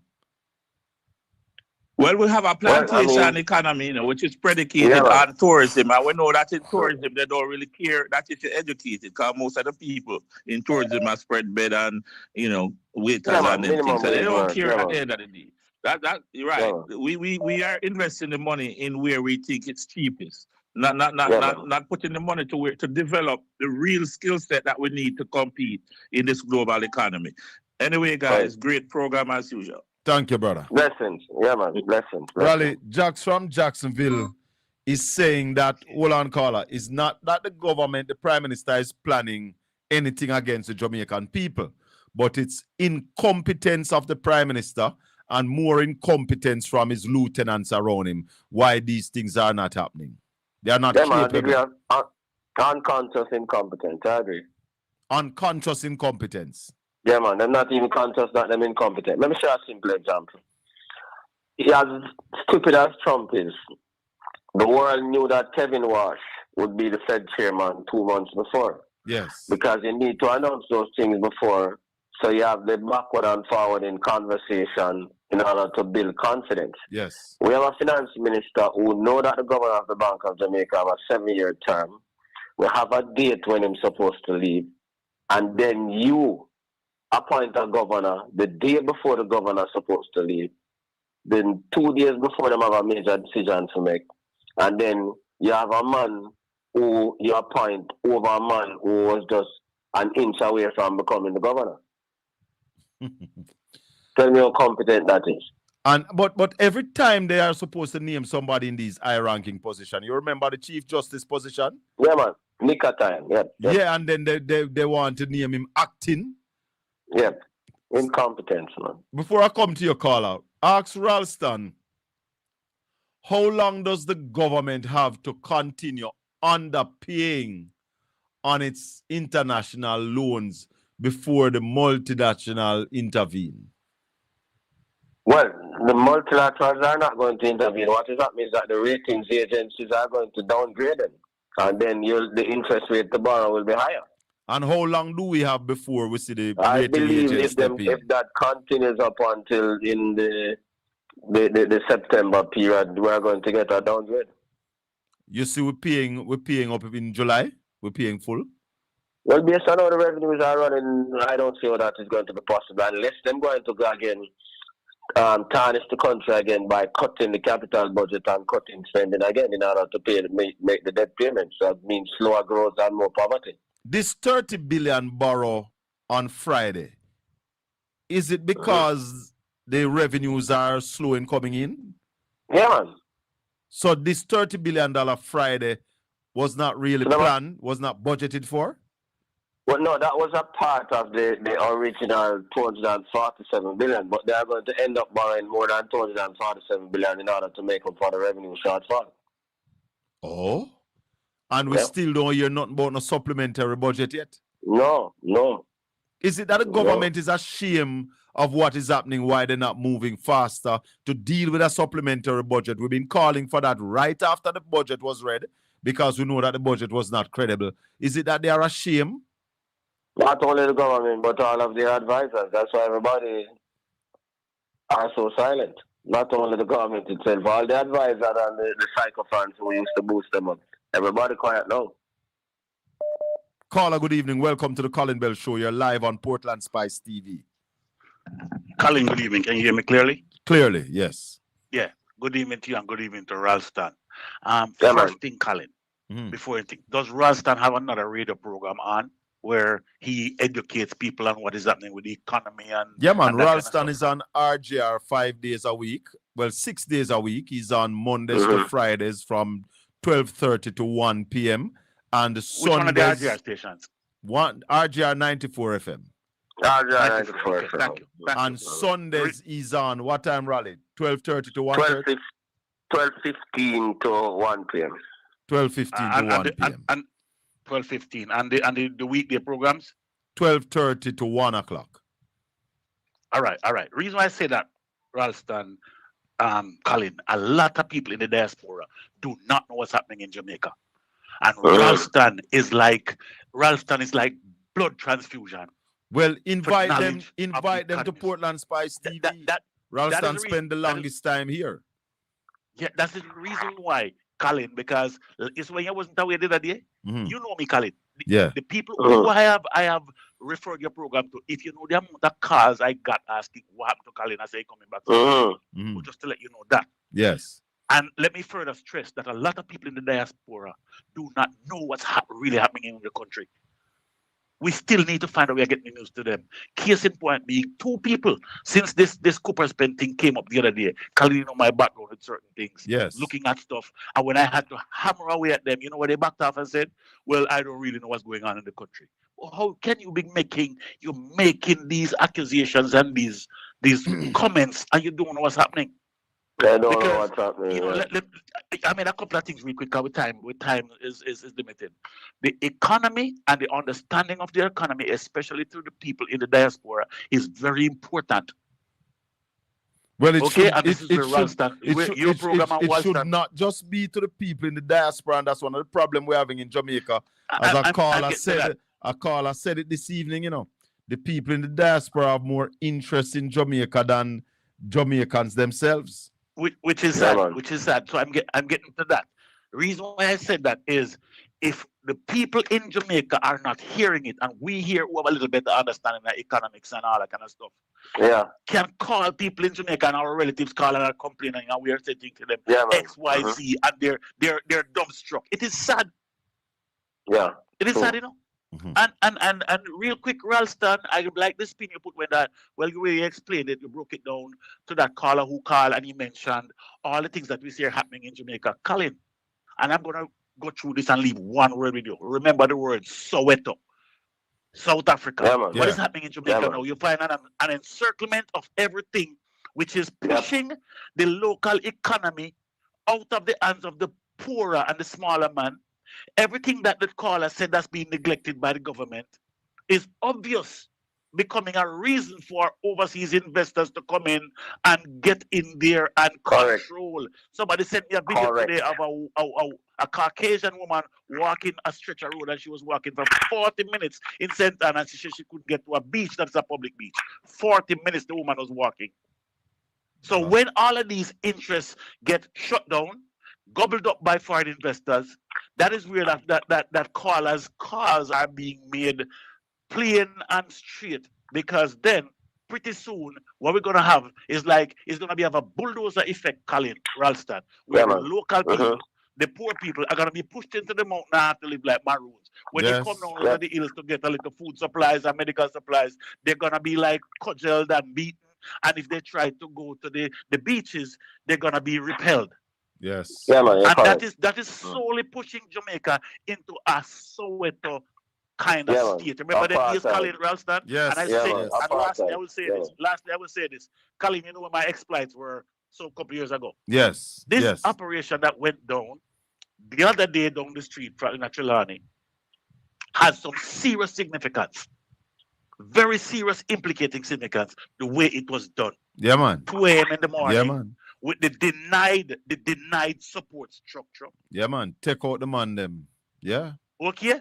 Take them away. Go process them. Put fear in a fear factor and take away their phones while the area was being mauled. Now that debacle we can leave for another day. But I will say this: what is happening now? St. Thomas and other couple of places. I see Draper's Beach, Colin. You know me, I follow stuff. Yes. Draper's Beach, they were showing. The country is slowly being encircled. Because where I grew up, you know, it was 3 minutes walk from my house to the mouth of the river, White River, at St. Anne, at the beach.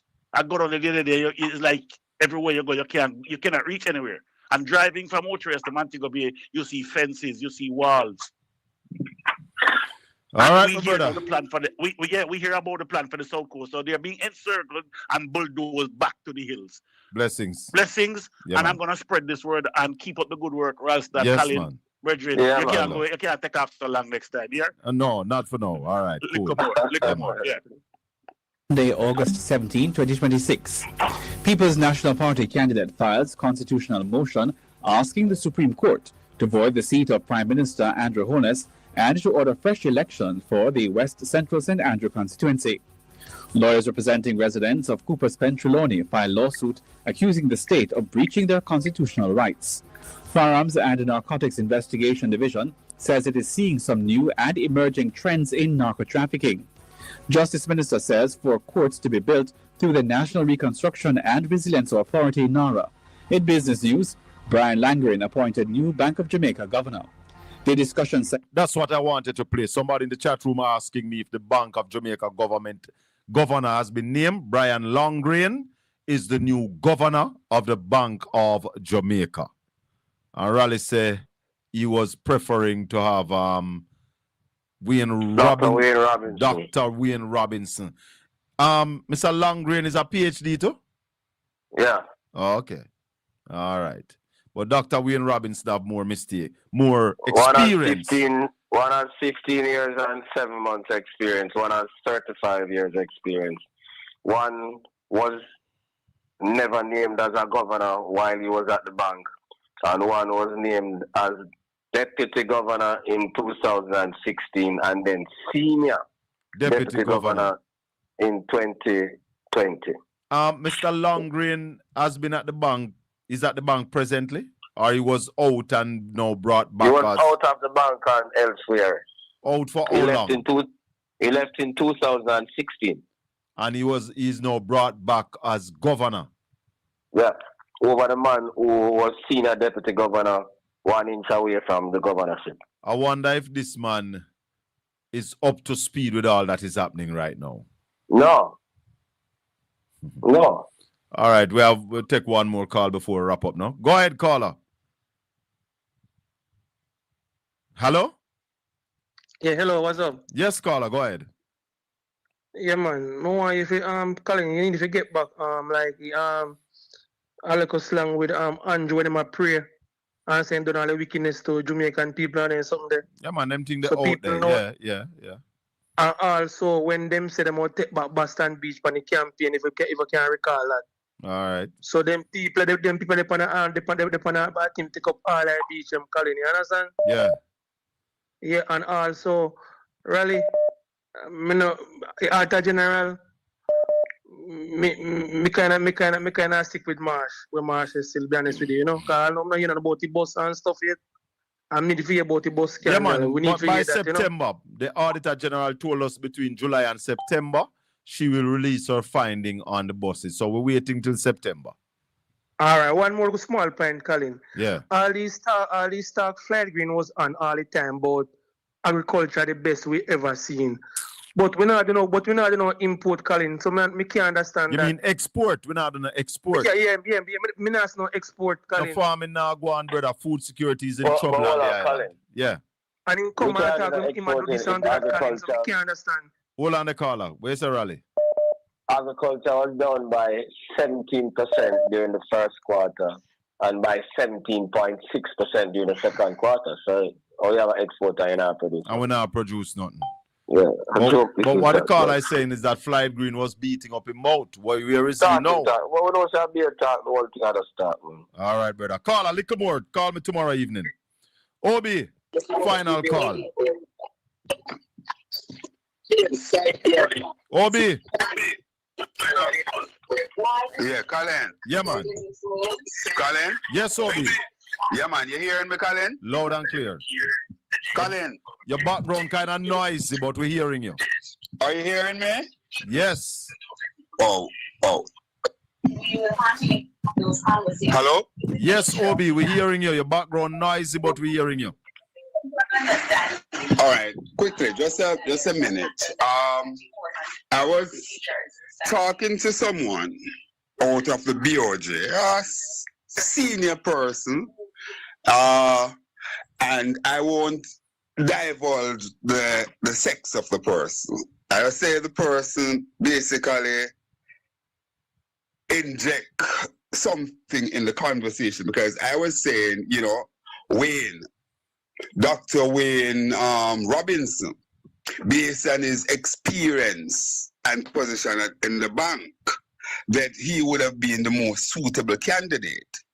But what she said, what the person said, the person said is that, they believe that the international experience, the fact that Greenland went overseas, he would have now gone and he worked with a number of regional central banks and so on. That would have basically give him the edge. You think that's argument hold any water Ralston has any merit? No, I don't agree with that. Biles never work with other multilateral agencies. Yeah, I'm aware. I'm aware, but what the individual was pitching the individual was pitching, you know, the two person, Robinson and Longgreen. And Longgreen, and he was Longgreen, and they were saying that, listen, you know, while both gentlemen seems to be eminently qualified, but person was putting the argument that when you look at the international record. Yeah, and I'm saying to you that Governor Biles, the outgoing governor, never worked with any of those. I hear that, Raleigh. I hear that loud and clear. I am asking you the question: if you believe that has any merit, forget the fact that Biles didn't have any experience. Yeah. So when I'm saying to you that Governor Biles never worked with any international agency, I'm saying that has no merit. Governor Winter never worked with an international agency before he became governor. Governor Lati Badir, yeah, who is the only man who can compare with J. Arthur Brown, never worked with an international agency before he became governor. He came up to the bank. Wayne has been the key man. Wayne has been the key man in talking with the international agencies, the IMF and the World Bank in terms of BOJ. So, Raleigh, when the economy crashed back in 2010 under the GLP, Wayne Robinson was there. Yeah, man. Wayne has been there with Latimer there from all of this time. When we recovered under Portia Simpson Miller and Peter Phillips, Wayne Robinson was there. Yeah, man. Wayne has been there all along. Yeah, I am familiar with Wayne. I am familiar with Brian. Wayne was always ahead of Brian. Yeah? So to come with this argument and say Brian worked with international agencies and all of those things, Wayne has been working with the bank and in dialogue with international agencies. All of those agreements are signed with IMF and this and that and that. Wayne has been an integral part of it. And which Caribbean nation have more interaction with the international agencies than Jamaica? Jamaica has the most interaction with the IMF in the world than anybody else. No other country in the world has the interaction that Jamaica has had with the IMF. Let me just say in closing, I am in total agreement with you, Raleigh, and so on. That is my own, opinion, own belief that certainly Wayne is the most deserving, and in terms of getting the position and merit, I believe that Wayne should basically get the job. But because that's what really emanates the discussion that I had with the person, because I was saying that how could you bypass a Wayne Robinson for Brian?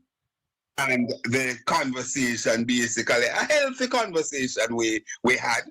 You know, of course, the individual have great regard for Wayne as well, but was positing the view that just maybe that was what tipped it in terms of Brian's favor. Yes. Mm-hmm. All right, more. All right, take it easy, Cole. Raleigh, anything finally you want to add as we wrap up this evening's show? Yeah, well, finally, as I said, the country is still in a steep recession, third consecutive quarters of decline. We need to do something now in order to pull the country out of the recession. And the most important thing to do is to spend on infrastructure, to spend on food security, to spend on energy security, and to spend on education, and to put the creative industries in the proper place that it is supposed to be. Yeah? Trying to talk up the economy. You can't talk up the numbers. You have to do something to push them up. So you can't just merely use jawbone to talk up the economy. Yeah? So what we need to do is the people of Jamaica need to start to pressure the government to do something about the economy, which is now in a free fall. As Wayne told you all about the numbers in terms of employment that we have been telling them before. So people now confirm that we were in line to them when we tell them that we get our numbers from starting on the PIOJ and all of those agencies and BOJ, because the Director General of the PIOJ repeated all the numbers that we gave in terms of employment, who leave the labor force, how many people are above the labor, outside of the labor force, all of those things he confirmed. So Jamaican people, that's the closest admission we get to the state of the economy. So we need to demand from the Prime Minister and the Minister of Finance what is it that they are going to do to rehabilitate the economy in order to improve the quality of life of our people, because it could still get worse based on what is happening internationally. Yes. Because right now the war between the US and Iran is escalating. The war between Ukraine and Russia is escalating. Yes. Yeah. Yes. Yep. Simple. Somebody's asking if Dr. Brian Longrain was ever involved in any of those critical negotiation, loans or an important decision, the country. What is his most important task to which he need to attend? What you need to attend to now? No, man. Was he ever involved in any of those critical negotiations? No. When he was there, he was the chief economist of the Financial Stability Unit. That was a division in the bank. Yeah. The top men at that time were Derek Latibodier and Wayne Robinson. So he was never at the big table. In the top 8. No, he was never made a deputy governor. That's the point I'm making to you. When he left, he never reached deputy governor. He was just a chief economist in the Financial Stability Unit. So it's a big jump. Yeah, Wayne became deputy governor in 2016 and then senior deputy governor in 2020. Oh. So check that. He never made governor. Raleigh? Deputy governor, yeah. Bless up yourself. We'll talk tomorrow. All right, boss. Listeners and viewers, thanks for the evening. Thanks for the time you spend with us. Thanks to Ralston Hyman. If you have not yet liked the channel, give the channel a thumbs up. If you have not yet subscribed, please subscribe, like, and share. This has been the Colin Bell Show for yet another Tuesday evening. May the good Lord continue to bless and keep you, make his face shine upon you, and be gracious unto you. The Lord lift up his light and give you his peace. Until we meet again tomorrow evening for another in the series, The Colin Bell Show. Peace be with you, my people. Louis Gangali Culture, take us out. Tell them to try pre-wee, big up Portland Spice TV. Tell them to try pre-wee, big up Portland Spice TV. Remember to subscribe.